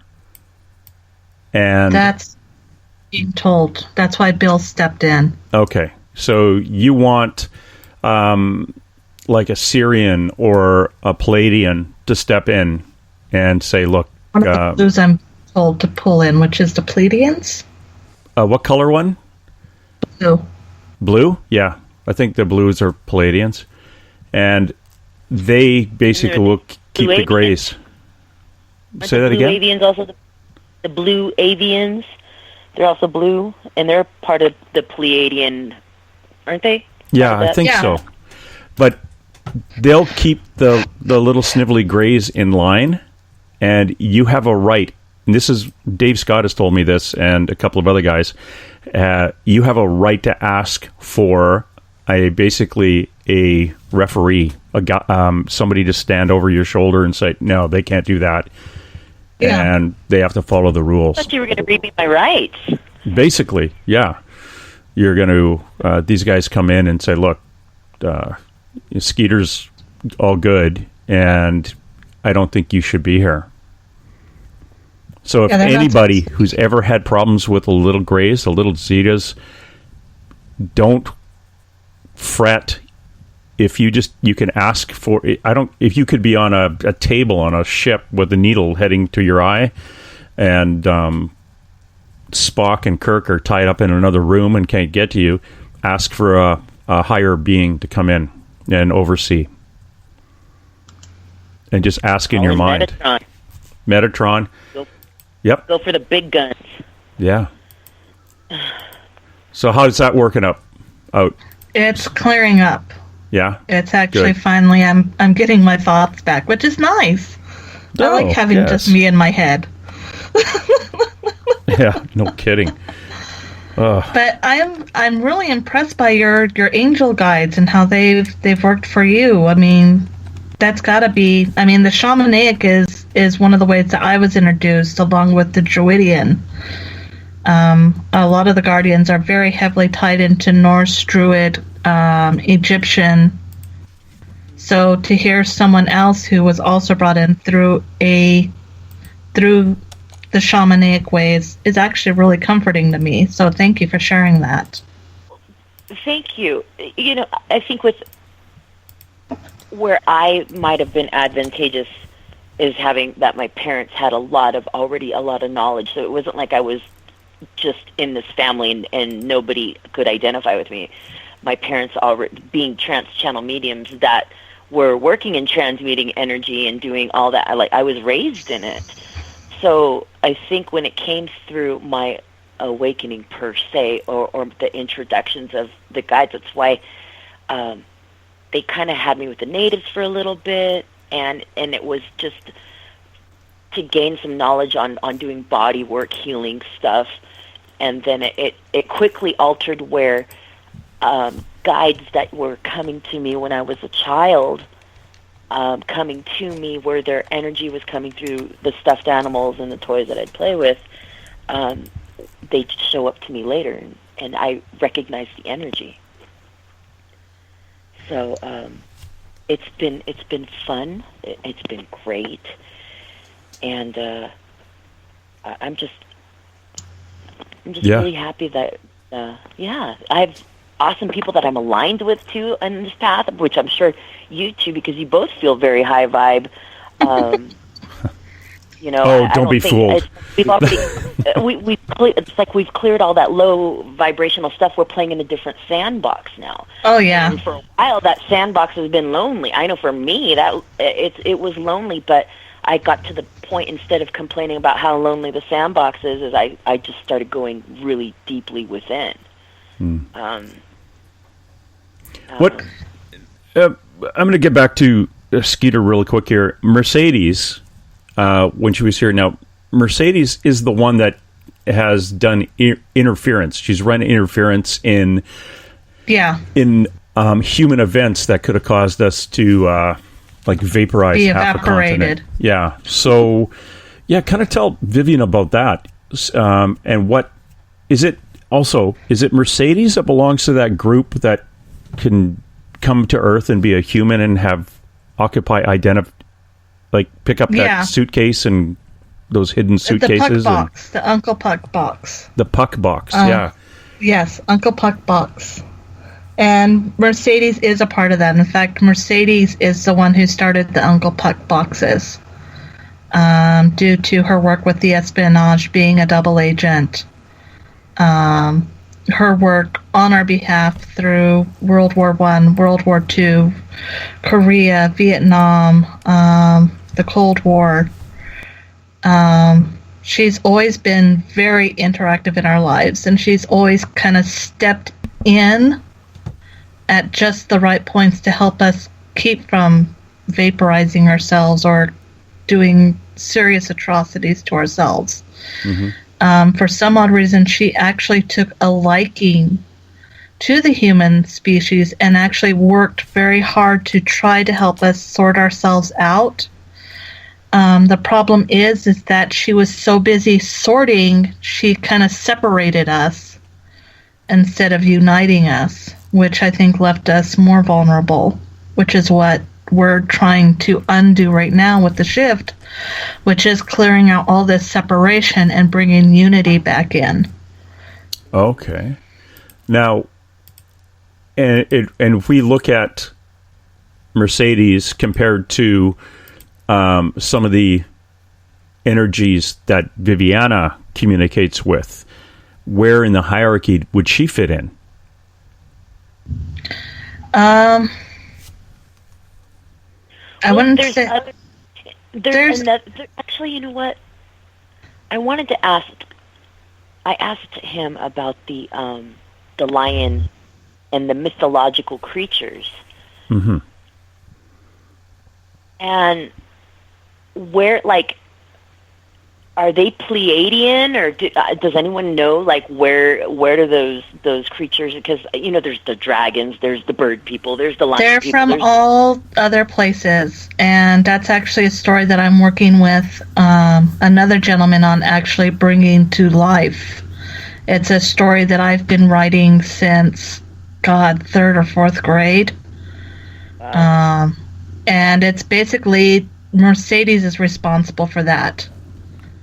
The little Dickens. Mercedes was one of those individuals who was part of the creation of our particular galaxy. And we aren't from here. That's why we always feel like we need to be finding another home out there. That's why humans aren't happy on this planet, while we're always looking to get off of this planet.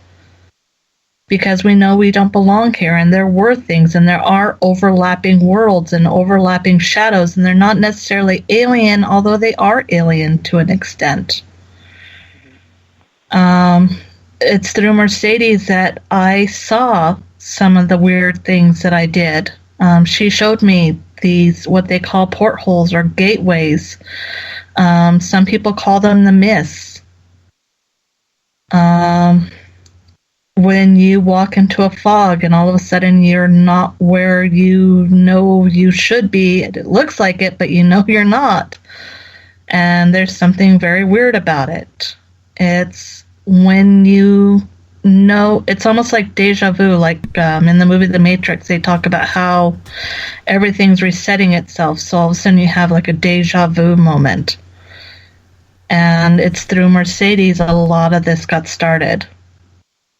And out of all honesty, to answer your question about where she fits in comparison to the others, they don't compare.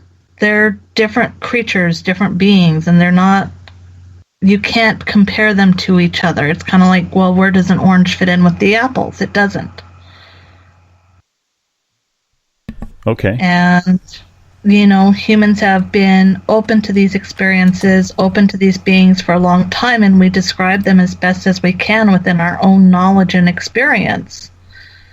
And as we get closer and closer to this massive shift, we're experiencing more and more and more, and we're trying to understand these things, make sense of them, categorize them. And that's not what we're supposed to be doing at all. We're supposed to be looking at them for what they are, which are these beings who are trying to guide us and show us how not to repeat their mistakes. Does that make sense? Yeah. Because they're benevolent beings, and we all are benevolent beings, and here to help one another instead of all this controversy and stuff. We're being pushed to unite and commune. Exactly. In harmony.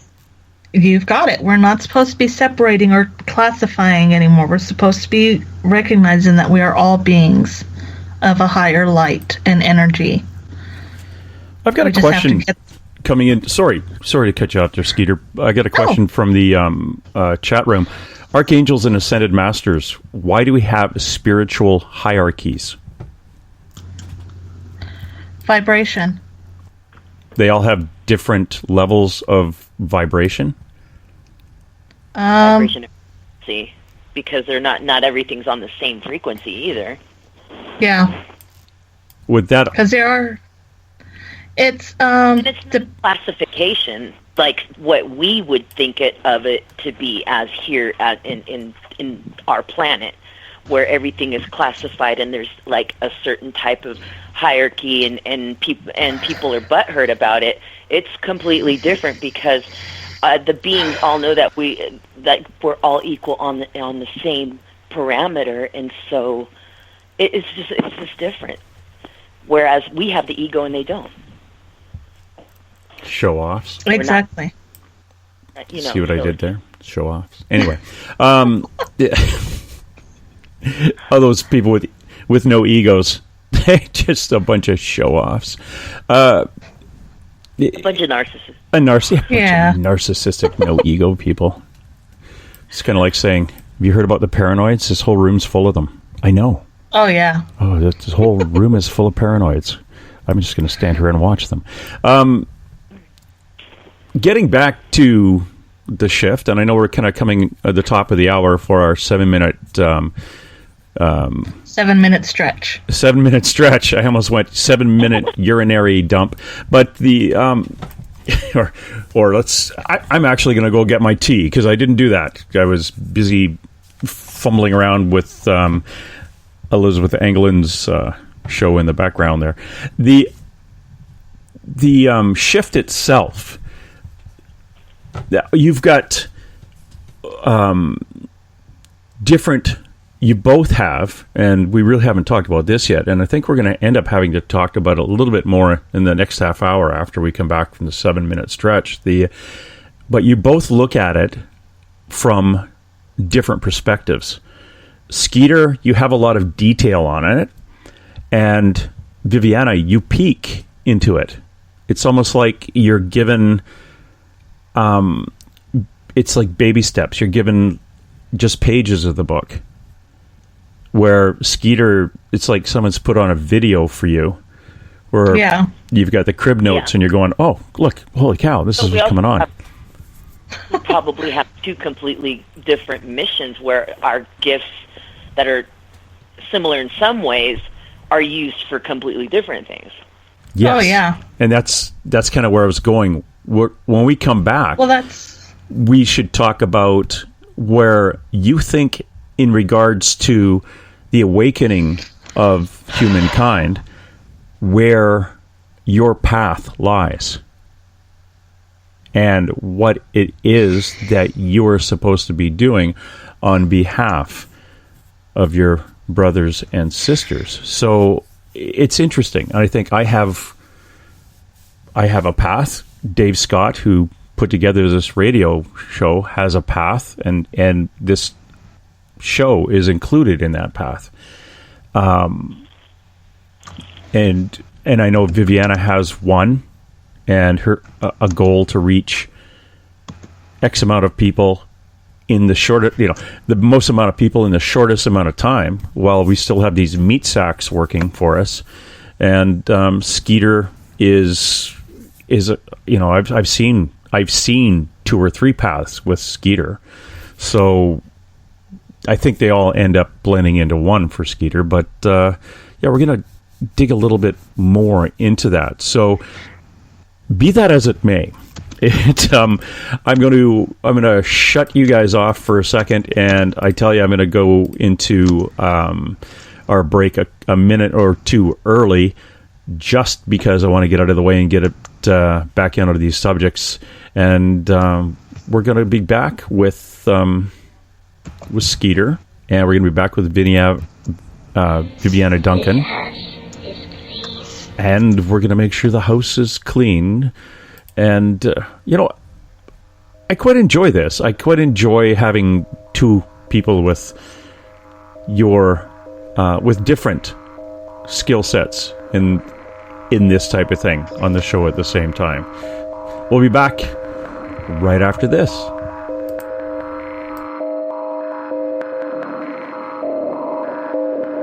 Hi there, this is Dave Scott, and I would like to invite you to listen Monday through Friday right here on Spaced Out Radio. 3 hours a night of the top stories with the top guests, ranging topics from UFOs to ETs, ghosts to Sasquatch, and everything in between. We are live every night, 9 p.m. Pacific, midnight Eastern. So come on in and take a listen at spacedoutradio.com. Spaced Out Radio will take you out of this world. Hi there, this is your psychic medium Joanna, and I would love it if you would join us every other Sunday on Spaced Out Weekend. With host James Tyson, we'll bring you personal psychic messages on 2 mediums and a large. Questions about love, life, career changes. We would love it if you would come and join us live. Call in and listen in for the experience. Allow us to open the doors to your other side. 2 mediums and a large, heard only on Spaced Out Weekend at spacedoutradio.com. Attention Spaced Out Radio listeners. For only $5 a month, you can join Spaced Out Radio Space Travelers. Your membership at speaceoutradio.com will give you access to private fan area on the website, get you a monthly newsletter, draws for monthly swag, and a whole lot more. Sign up today to become a part of the Spaced Out Radio experience.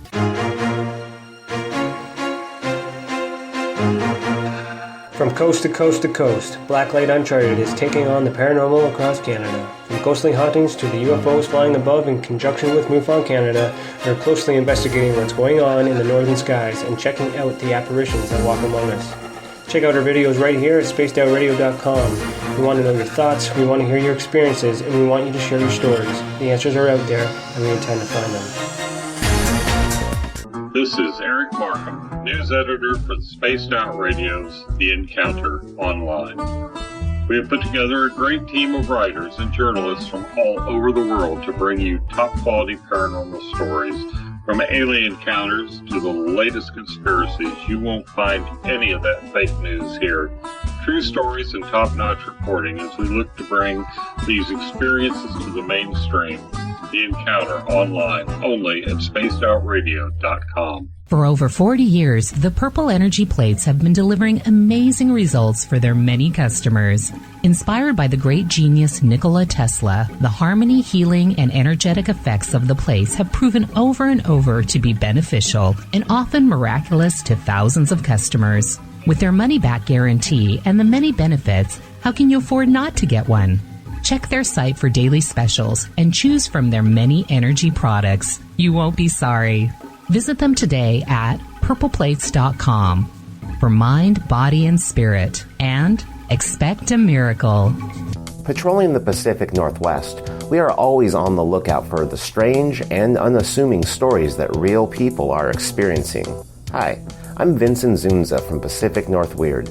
Me and Alexandra Sullivan have teamed to bring to you those odd stories that never seem to make it into the mainstream.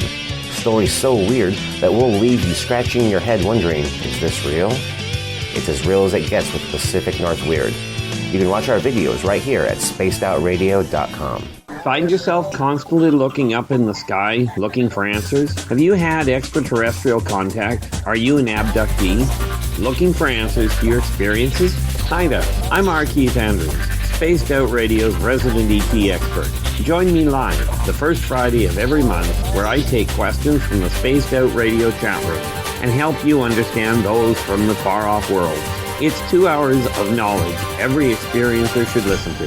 Hope to see you there. Have you had an experience you can't explain? Had a run-in with ghosts, maybe Bigfoot, or seen lights in the sky? Hi, I'm Mike Schmidt from the SOR Sightlines. I'm here to investigate your sighting. Head to spacedoutradio.com and fill out a report on the Sightlines. All your information is 100% confidential, and I will help you figure out what you've been seeing. File your report, and let's find out the answers together. The third Monday of every month, Spaced Out Radio is going to bring you a different look at everything paranormal. Welcome to The Reporters. Jim Mallard, Vanessa Hogel, Denise Garcia, and Christina George join me, Dave Scott, for a look at the weird and strange from the other side of the microphone. We'll break down ghosts, UFOs, cryptids, and the people investigating them. The paranormal media has never been heard like this. Come listen to The Reporters. Hey everybody, this is Patrick Webster Small, and I'm here to bring you the Webster Phenomena every Saturday night, live at 8 p.m. Pacific, 11 p.m. Eastern. If you're looking for aliens and extraterrestrials, well, we've got them. Big and tall, short and small. You're bound to find what you're looking for, so join me on the Webster Phenomena right here on Spaced Out Radio. Hi there, this is Jolene with Rivulet Reiki and Readings, and I want you to relax. Let me help you chill out and get in touch with your body, mind, and soul. In this busy world, sometimes we need to let go, and this is where I can help. Visit my website, rivuletrndr.wix.com/rivuletrndr, or my Facebook page, Rivulet R&R, to set up an appointment for relaxation, Reiki, or readings, no matter where you are. It's time for you to make time for you. You hear footsteps in the empty room above you. A rocking chair begins rocking by itself. Don't be afraid of the things that go bump in the night. Reach for Spirit Storybox, the iPhone app the Huffington Post UK called the only ghost hunting app you will ever need. Spirit Storybox. The spirits are telling their stories. Are you listening? Tonight's edition of Spaced Out Weekend is brought to you by spacedoutradio.com, where you can now sign up to become a Space Traveler member. Now, for the final time tonight, here's Spaced Out Weekend's James Tyson.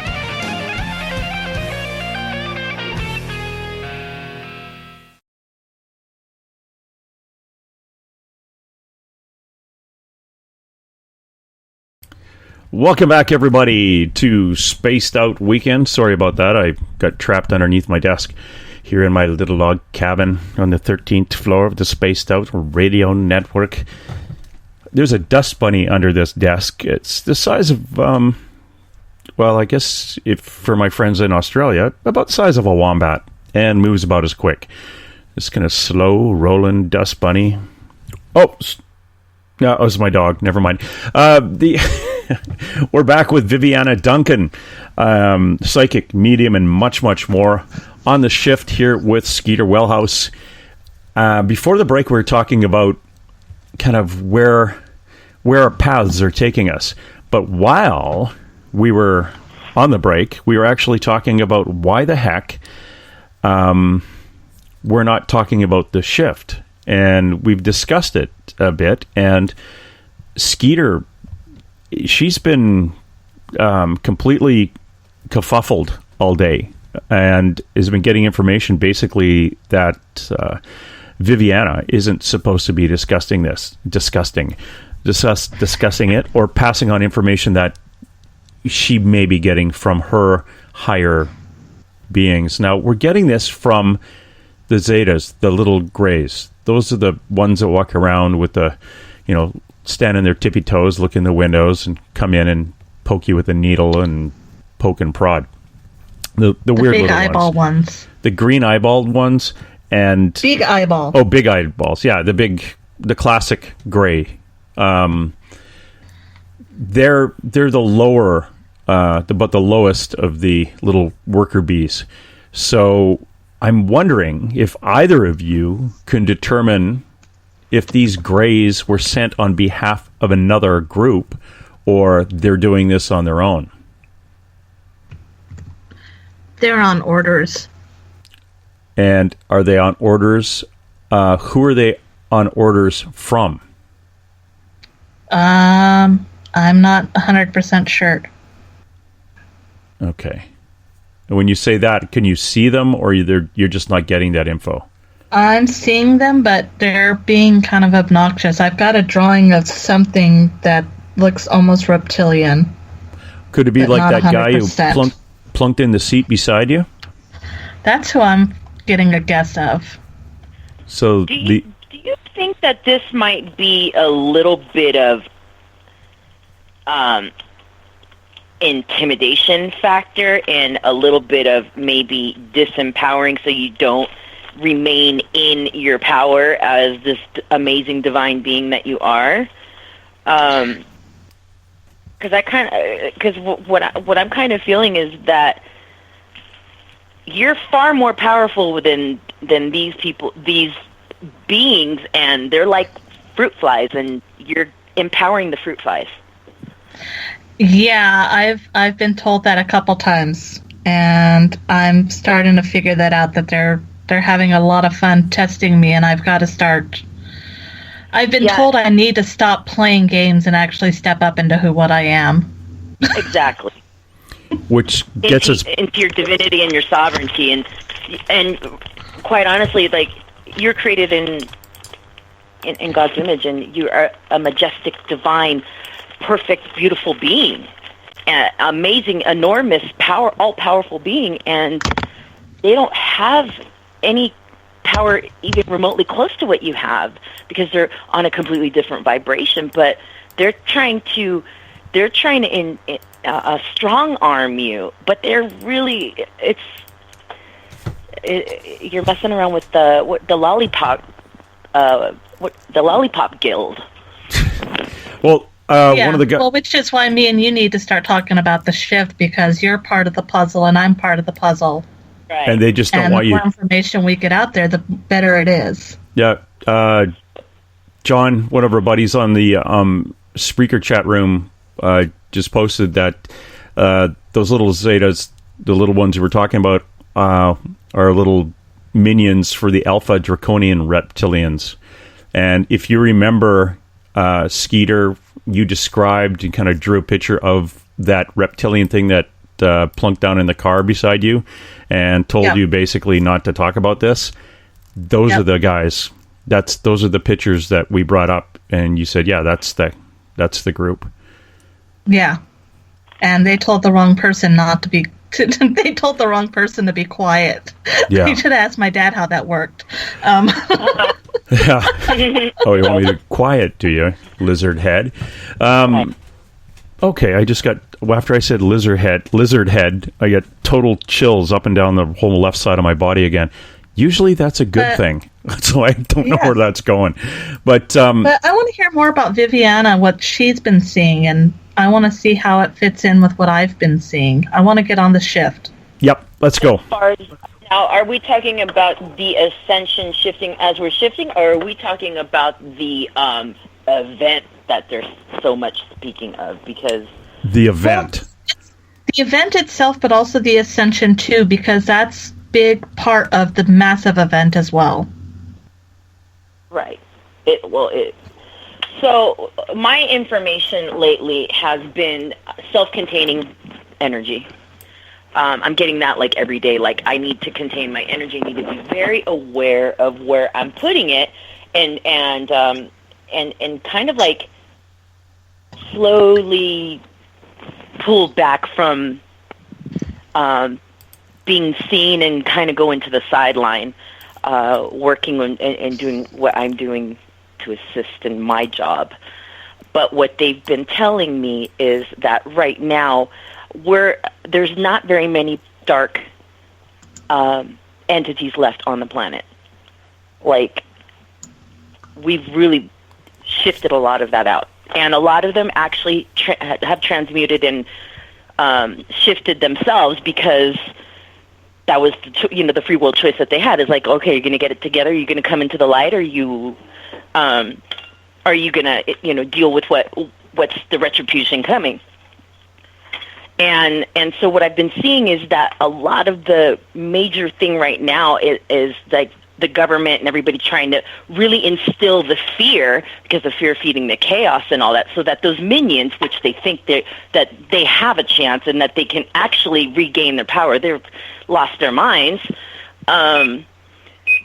What they've been telling me is just like really just containing my energy, helping with the transmutation, and just focusing on empowering people and helping them shift quicker.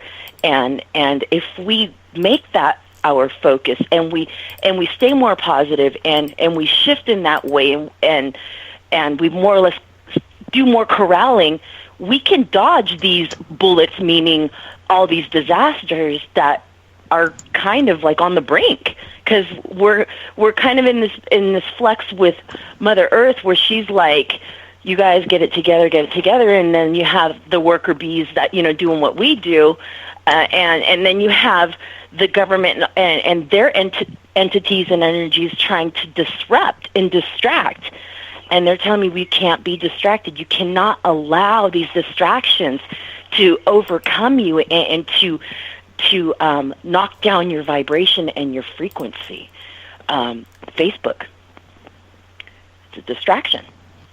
No, you're completely right. If they keep us in that distraction, scrolling 2, 3, 4, 5 hours, wow. Facebook was created, Mommy, because it's supposed to keep you hypnotized.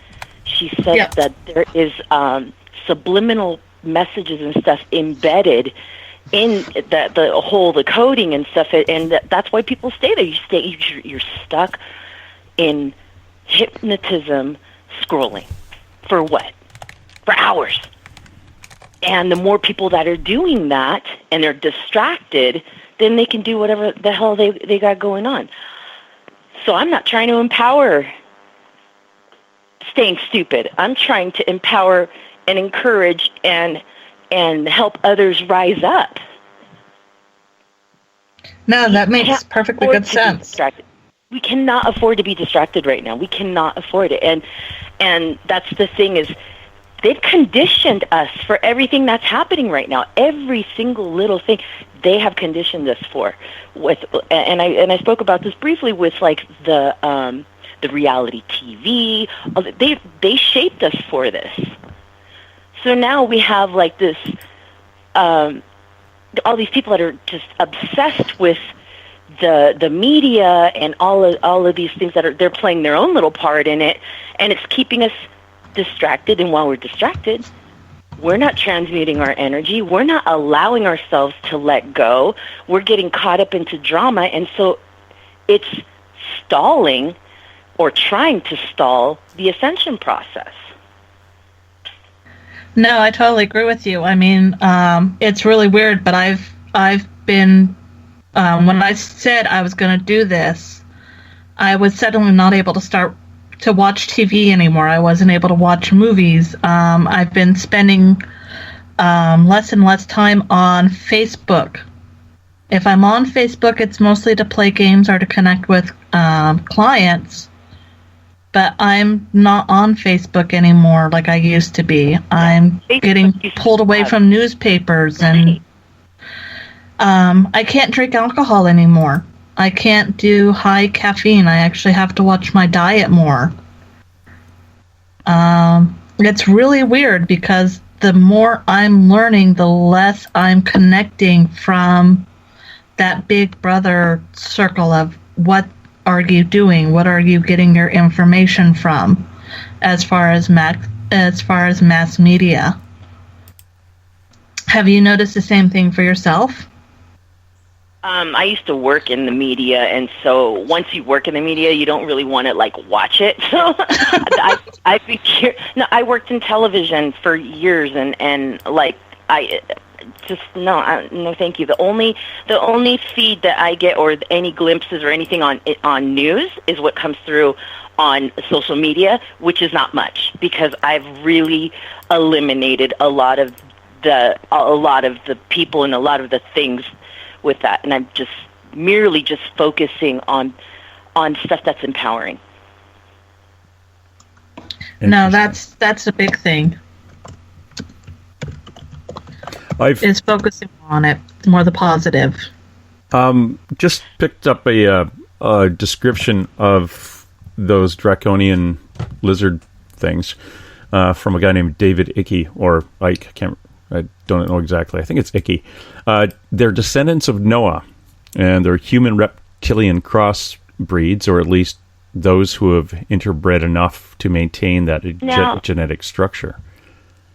That's interesting that you're talking about that, because weren't they removed from the planet when the Cabal was removed? Like all traces of draconians, they were taken away from here, not just the planet. They were taken away out of the multiverse. They were separated. They were put in timeout. I was under the impression that they were like defused.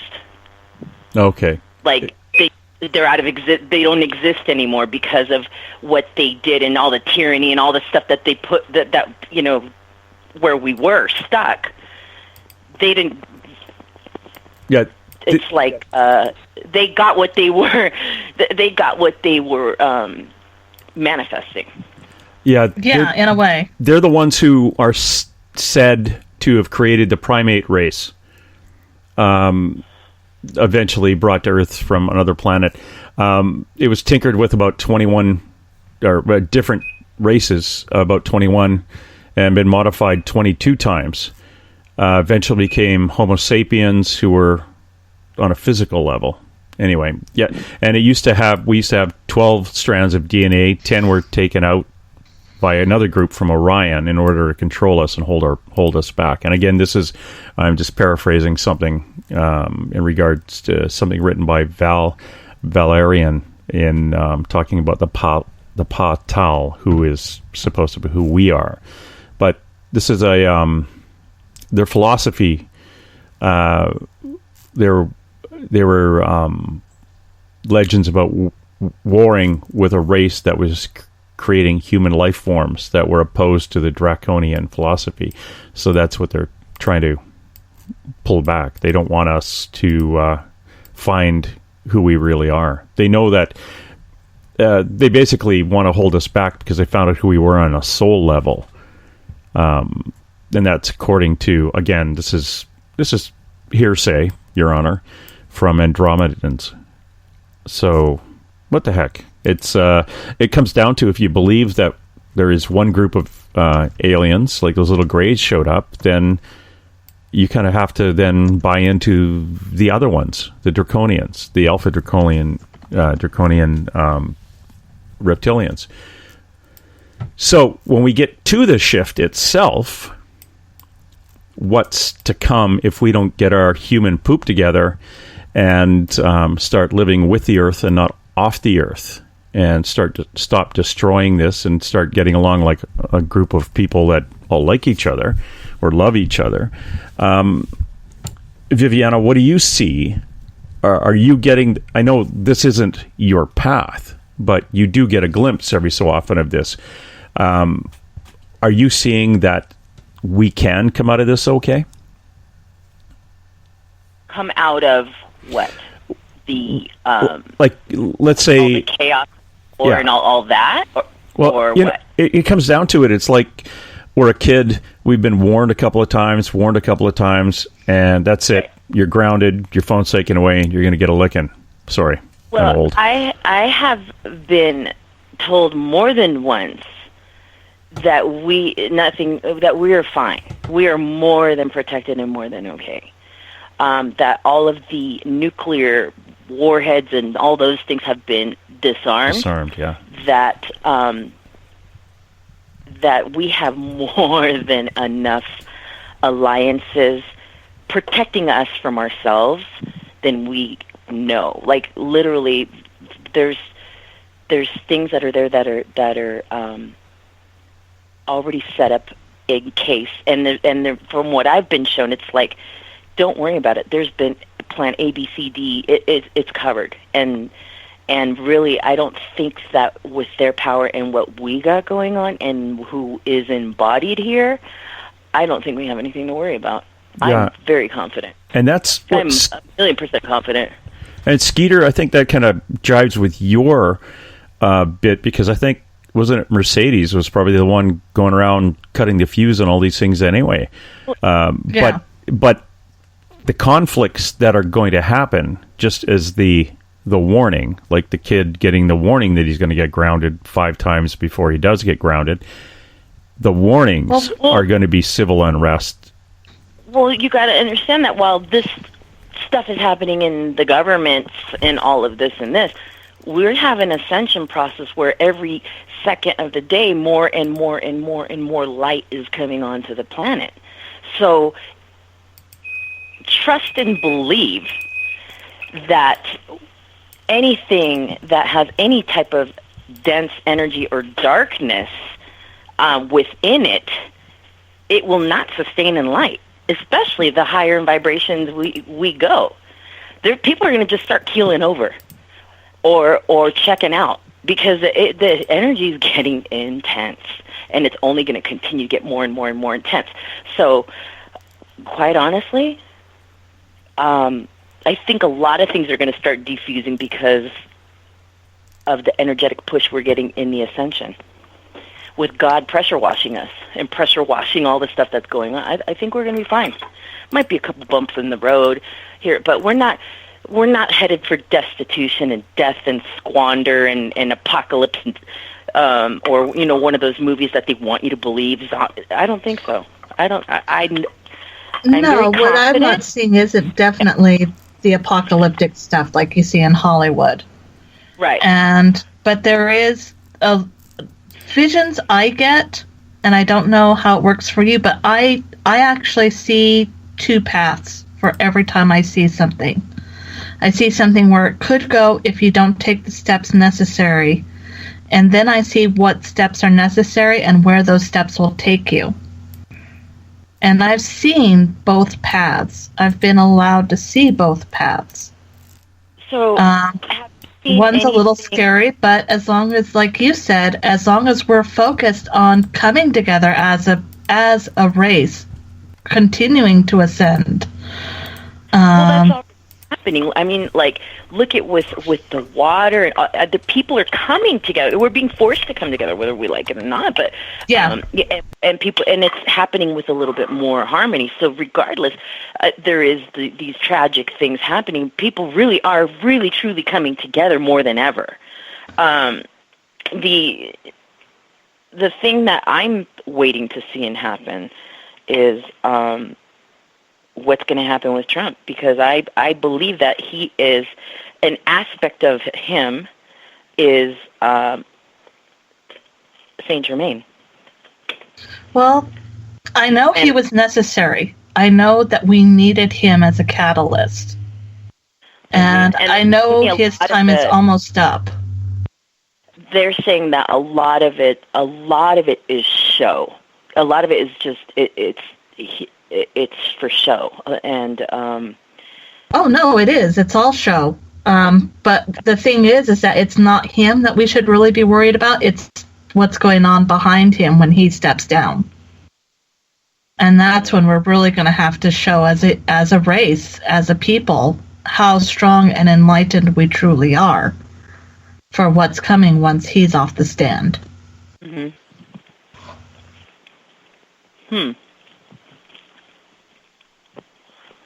I kind of felt that there was going to be more of a rise of the people as the sovereign beings than and basically the government just being completely just crumbled, kind of like the Brexit. Yeah, you've got to pay attention though.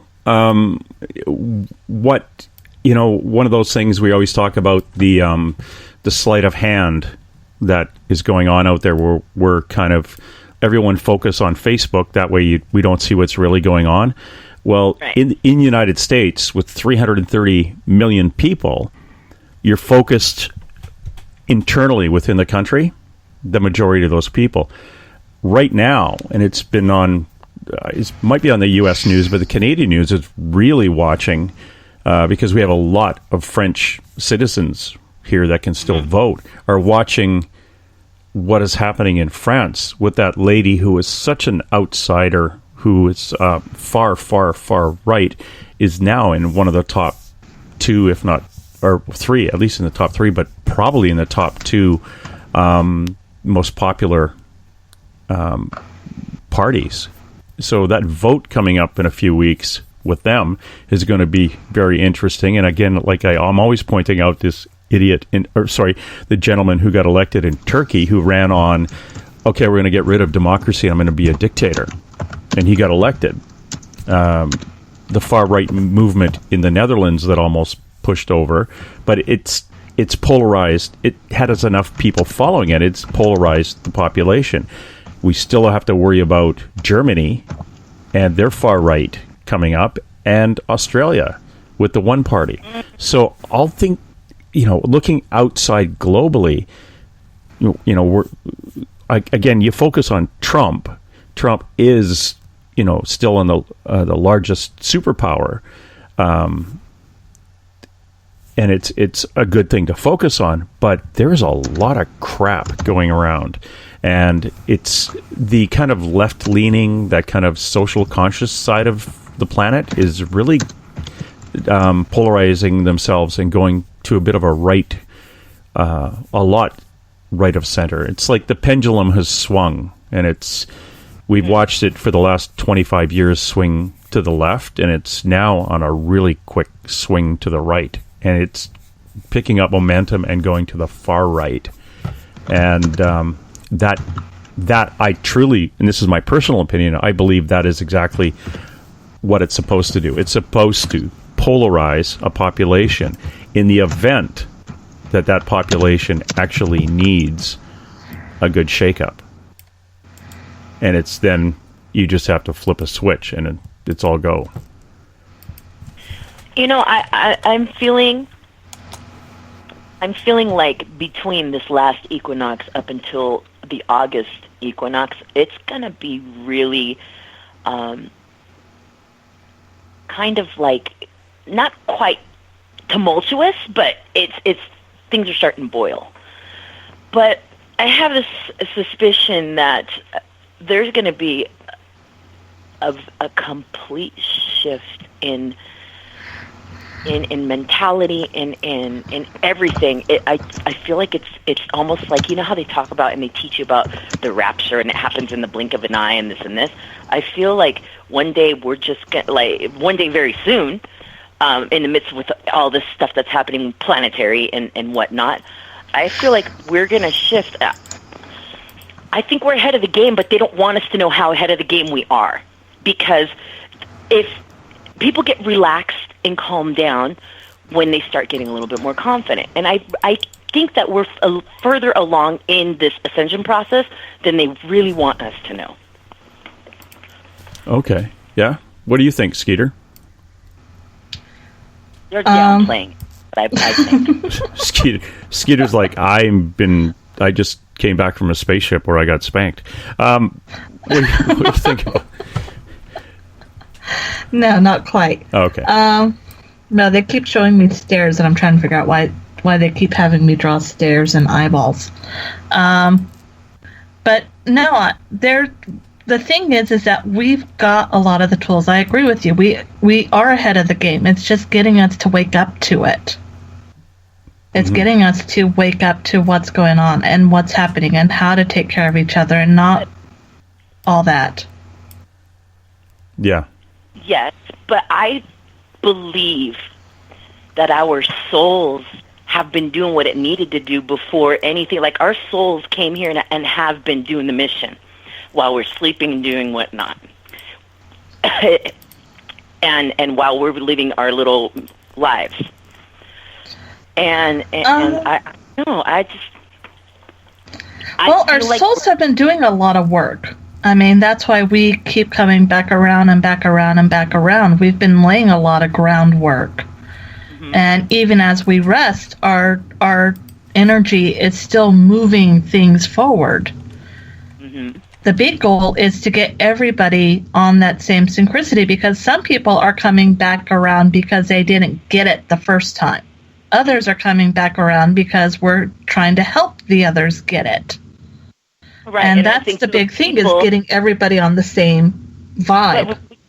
But we can't get all on the same vibe, because we're all different frequencies and vibrations. And while the ascension process is happening, people are going to be shifting out. And when you shift out, you're finishing your ascension process wherever your vibrational level is at. So if you're vibrating at a very low, 4 or even a 3, and you just don't want to wake up. Well, you're right. You don't have to wake up. No, you don't have to wake up. But you're going to be doing it somewhere else. Yes. Because the planet, we're still ascending. So it's like, look, hey, check it out. You want to take a ride? Okay, well, you got to be up to par and do what we got going on and be part of this group, because we're not taking any scragglers. We're not dragging people along. No, everyone's got to wake up on their own pace. Exactly, and the accountability. One of the hardest things for me is getting people to understand that, we had another guest on, Gabrielle Chier, who was talking about, I just forgot what she said. About cold reading, going up to people and telling them, oh, you're an empath, oh, you're a psychic, oh, you're this. I kind of always leaned kind of neutral on that if you felt the need to tell someone, you should. I recently had a situation where somebody else told someone that they were an empath, and I went back and I read them, and this person was not only not ready to be told they were an empath, they were not ready to hear about how to even ascend as a human in general, much less awaken. I mean, they were so low that even though this individual saw them as a beaming empath, this individual was kicking and screaming the whole way. Right. And so don't you think it's kind of silly that they say, well, I'm an empath and I'm this and I'm that? Don't you think that's kind of silly that whether you're categorizing yourself as an empath or not? Because from what I know, I don't know everything. But in order to feel and see and have these abilities that we have, you have to be an empath. Oh, no, you have to be an empath. So I'm like, that sounds so saying redundant. you're an empath is kind of like saying I know how to breathe. Yeah, you're an empath. If any type of emotion, compassion, and any type of thing that comes with an emotion or a feeling or something, that is empathy. No, exactly. But that's the thing is that you've got empaths, you've got empathic individuals, and then you have individuals who are closed off to the possibilities of that. I mean, and then there's those who are very aware of it, and there are those who are absolutely oblivious to it. And it's getting everybody to tune into what they are and how they work, helping them find their frequency. Right. And if they are open to their frequency at all, they may have a couple more lives to go through before they're ready. Being patient, understanding. I mean, I've got individuals who come up to me and go, oh, I'm an empath, and I can tell you're a fellow empath, and la-di-da-di-da. And I'm like, oh, my God, go suck a shake. Get out of my face, because they're just so trying. They're overdoing it. They're overliving it. It's almost like a rock star status anymore. I'm an empath. It's almost, right. It's the social status. And so now you see where it's the distraction, because you're so into that you're this and you're that and blah, blah, blah, blah, blah. Okay, that's wonderful, but what are you doing? Are you doing the work, or are you just over here stuck on how wonderful and beautiful and how awesome you are at what you're doing? Yeah. So, and I'm seeing a lot of that. I'm seeing a lot of ego being exposed, like people I'm like... And that's one of the important things about the shift, is that they kind of want to get people distracted by their own egos by glorifying things. That's why it's been so big for the paranormal department to become a rock star thing, because it kind of discredits it. It hurts it. So people aren't so open and responsive to it anymore. I mean, when we talk here on the shift, we get a mixed review, because people are like, oh, you're not talking happy, happy, joy, joy. No, it's not all happy, happy, joy, joy. No, it isn't. It isn't all happy, joy, joy. But also, since, talking about this, there's people that are out there channeling information, and they're like channeling dates, like when the GCR, the GRV thing's going to happen. And that's just, for me, like, I talk to God every day, and God was just like, that's not their place to say anything to do that, because it's going against the grain. Like, what are you trying to prove that, we're going to do the GCR on January 27th. And then, January 27th came and went. That's a human aspect. One of the things that I get questioned a lot about is when. That's something James is always bugging me about. When? I need a date. How many years? What's the time? When? That's a human aspect.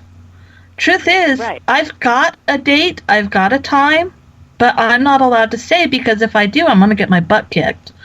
But I've been told I need to allow humans to do what they need to do to get there. Like I said, I'm aware of the steps. I know what's coming. But I'm not allowed to share it, because I'm supposed to be telling people their individual steps to get themselves online, so that we can channel the mass as a one rather than individually. And by giving these dates, you divide us up. You have us thinking about things other than what we're really supposed to be doing. Absolutely 1,000,000% correct. And God forbid that I said something about that to one of these major channelers. I'm like, why are you putting this shit up here? Because and do you realize what you're doing? That all the discouragement, and these people are just like, they feel like crap because they're not getting it when some people were like getting ready to quit their jobs and stuff, thinking that the global exchange was going to be some massive thing, and New Year's was going to be all whatever it was supposed to be with all the billions of money that we were going to get. And yeah. I just stopped. I got to the point where I don't listen to any channelings anymore. I know my truth, and I'm constantly in communication, getting my truth or the truths that are being brought to me. But I don't choose to support any of those people that want to keep people down by just giving them discouraging information. But I also see what their role is as well, because they're supposed to set up these things, and this is like a test for humans. Are we able to get past the specifics and go to the larger picture? Can we go past a date and a time and an absolute and go, okay, they gave me a date, and you know what? I'm going to place my numbers, my faith in knowing that this is going to go past that. Does that make sense? Yeah. So when we have these individuals come out and go, okay, on June 5th, an asteroid's going to strike the planet. As humans, we have to get past that date and go, okay, I'm not going to live for June 5th. I'm going to make sure that I'm going to plan for beyond June 5th. Because those of us who fall into that June 5th trap, we're focused on ourselves. What am I going to do? What am I going to get out of this? How am I going to... whatever. So these people are actually coming up and coming out as flags, as, are you paying attention? They're the annoying orange barrel on the side of the highway. They're there for a purpose. So I don't hold it against them for doing this. I understand what their purpose is and why they're doing it. I appreciate it. But I also understand that's not my job. That is not my path. I am not supposed to give a date. I am not supposed to give a specific time. So as long as I'm aware of what I'm supposed to be doing, and as long as I'm aware of what they're supposed to be doing, and respecting each of each other as separate but whole pieces of a greater puzzle, then I know we're moving as a society, as a united world, as a united culture and people, and just being. Mm-hmm. Exactly, just being in the present. Yeah. Not being consumed with all the other stuff. So, I wanted to ask something. Oh. Can I ask something? Yes, please. Okay, so this is my question. I'm usually the one that does all the readings. Can I get a reading? No. I would love to do a reading for you. I would absolutely love to do a reading for you. Oh, I would love that. Do we have some time to do it now? Yeah. Do we? Ooh. Sure. We got about 15, 20 minutes. Yeah. My life's an open book, so you can just unleash. I'm They're saying be careful. They're saying be careful? Oh, yeah. Where are my babies? My babies. Okay, I'll have to use the spares. No, wait, they're there. Give me just a minute. Okay. Just talk amongst yourself while Skeeter fumbles around looking for her cards. And I think human teeth that she throws like runes. I'm kidding about the... I'm kidding about the cards. They're eyeballs. Oh, okay, got it.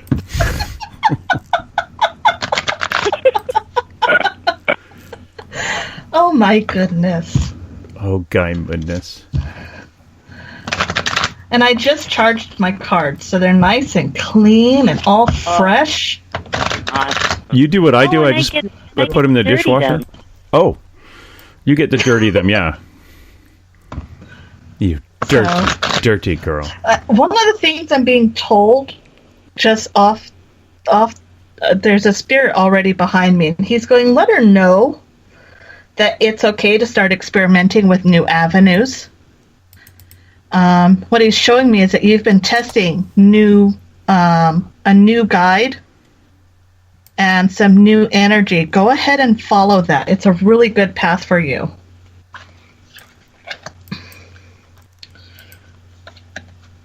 And, well, the first card even supports that, because what it is that you're actually starting to connect more to Source itself. You're actually going beyond just acknowledging a name. You're actually able to start kind of, oh, I know. It's almost like pop. You don't even have to ask. The answer's already coming in. If I tell you that I am so crazy in just love with this journey, and that I told Spirit that I wanted to maximize my potential. I didn't want to just settle. I wanted to come here and basically slay, and for a creator. Yeah. Because that's how much I love. I just how much I love, and how much I feel to do this. Yeah. Start touching people. Your need to touch. Start touching. Start doing that physical connecting. That there's a reason for that, because it's going to connect you even deeper to that and lead you more on that path. And you're going to get a wow. Trust me, it's a wow.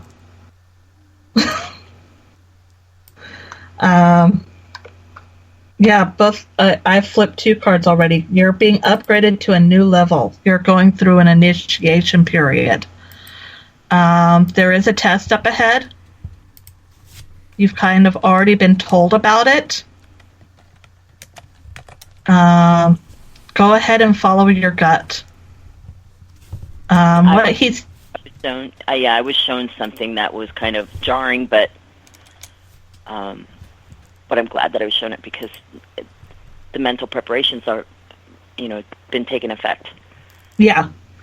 No, and what this is going to do is once you get past it, did you ask to see the white light? The next level? I did ayahuasca in June, and I had the most profound experience of my entire life, where I was reconnected to the angelic realm. I was greeted by the entire angelic host, and some very profound things happened in that exchange that changed me in so many ways, and it's still changing me, because I'm still integrating from that, and it's been about months. It's been a genetic shift as well. It went all the way into your DNA. I went to the core. Yeah. That was to prep you for what's coming. And you're going to get to see what I saw some years ago. And it's really cool.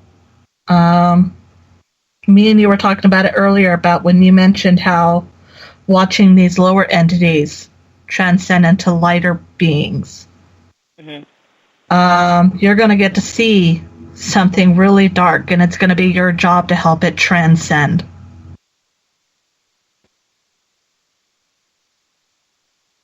Does that make sense to you?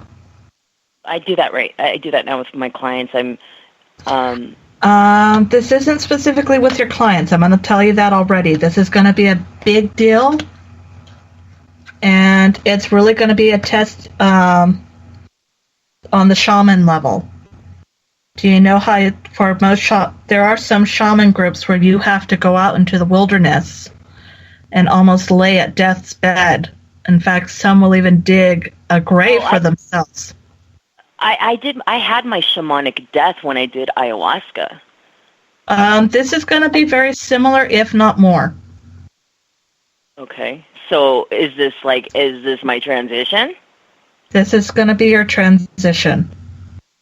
It's not death. It's a new level of seeing. I get it. it's the next level of the integration process of what's already been taking place. Instead of integrating all at once, I'm integrating my highest aspect of me. My being is getting integrated in cycles. Yeah, and this is the next one. This is the final step. Okay. You're going to be called to start teaching once you pass. You are no longer going to be working with clients as helping them. You are going to be teaching. I'm already kind of doing that. Yeah, but you're going to be doing it more. Okay. Focus on the fact that you're going to be very raw over the next couple of weeks. You're going to be very raw over the next couple of weeks as this transition comes at you. Raw, like, what do you mean by that? Like raw, physically raw, like, or mentally raw, physically raw. It's almost going to be like you're burning new skin. What he's showing me is that it's like your skin's going to become so sensitive that you're going to it's going to be uncomfortable. Anything touching you that isn't of absolute. In fact, he's got me wringing my hands because it's like your hands are going to awaken a healing, but your whole body has got to burn off the old layer. And it's going to leave you mentally raw and physically raw and psychologically raw. Okay. And they said this isn't new. You already know this. They're just using me to reinforce it.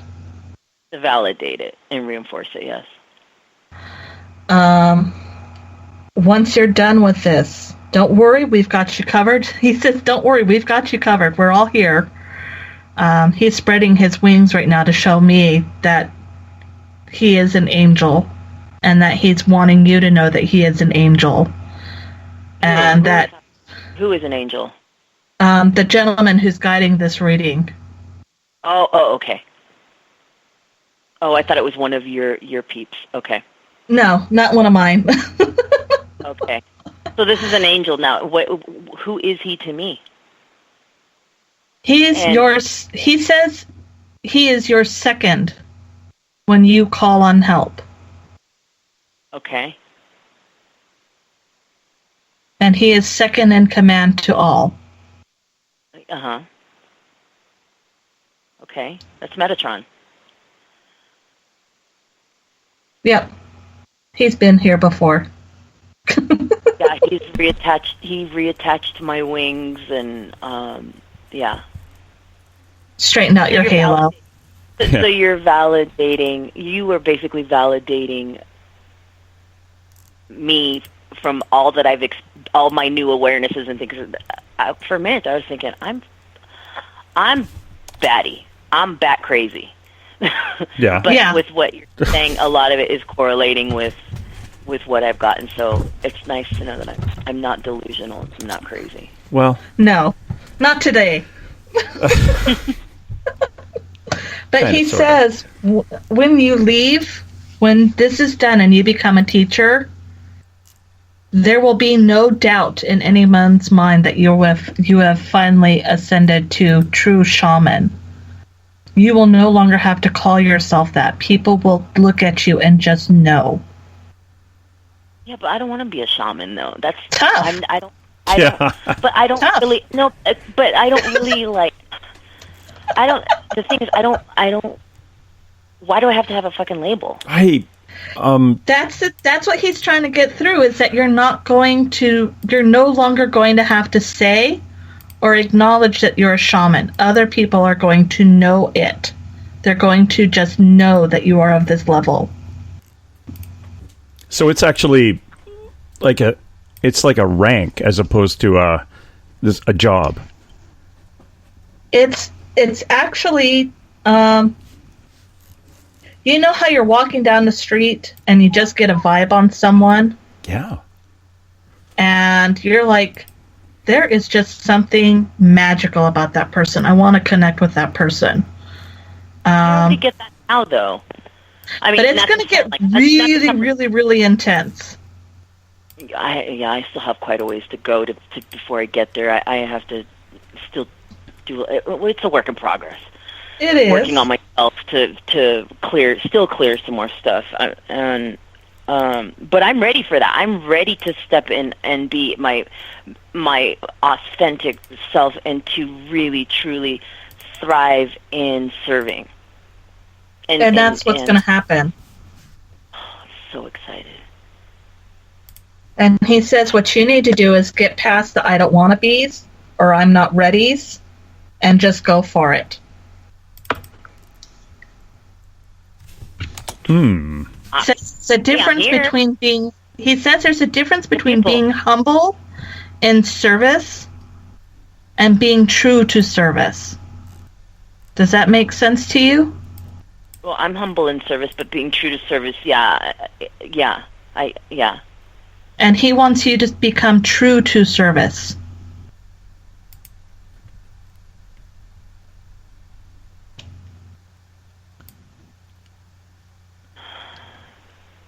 I know, it's a big leap. He shows me he's showing a cliff and you're standing on the edge of the cliff and he's shoving you off. It's that leap of faith. It's okay. The thing is, there needs to be a couple shifts left because there's people in my life that are. He says they're lessons. Well, you need to remove this lesson. Okay. I've been asking you to. Yeah, this one. He says we'll remove them as soon as you get the lesson. He says, I know. It's like, here's some cake, but you haven't done your homework yet. Right. Oh, you can have a lick, psych. Yeah. Would you like to try a little bit, my dear? Just a small pinch. Oh, come on. And was it... Do you have any questions about all that? I do. I have this question about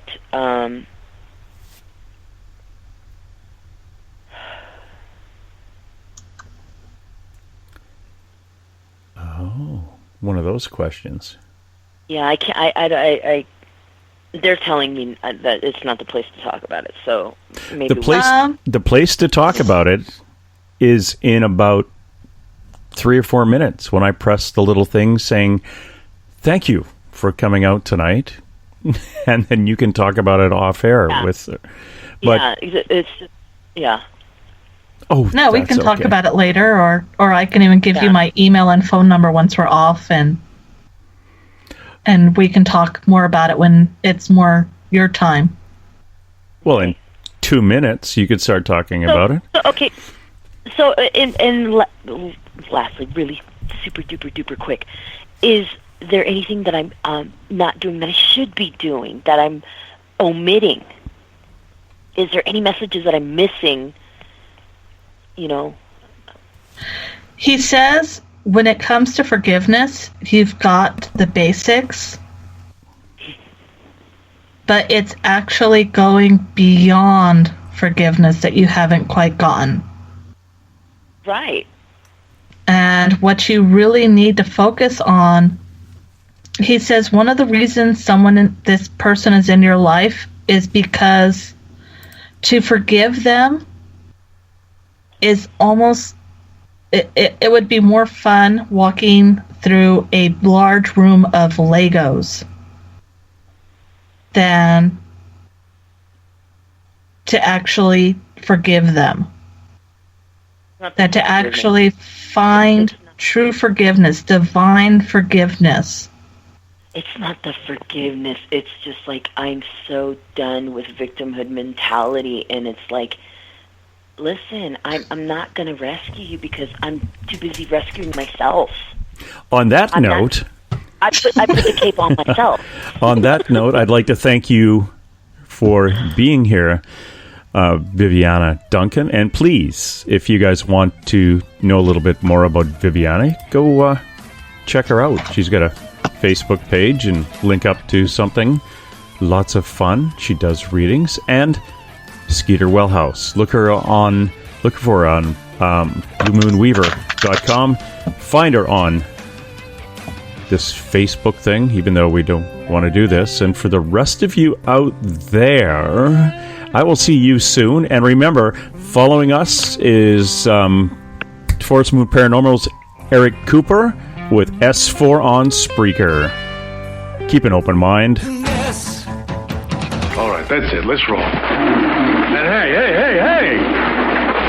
Let's be careful. I'm sorry, Dave. I'm afraid I can't do that. Dave's not here!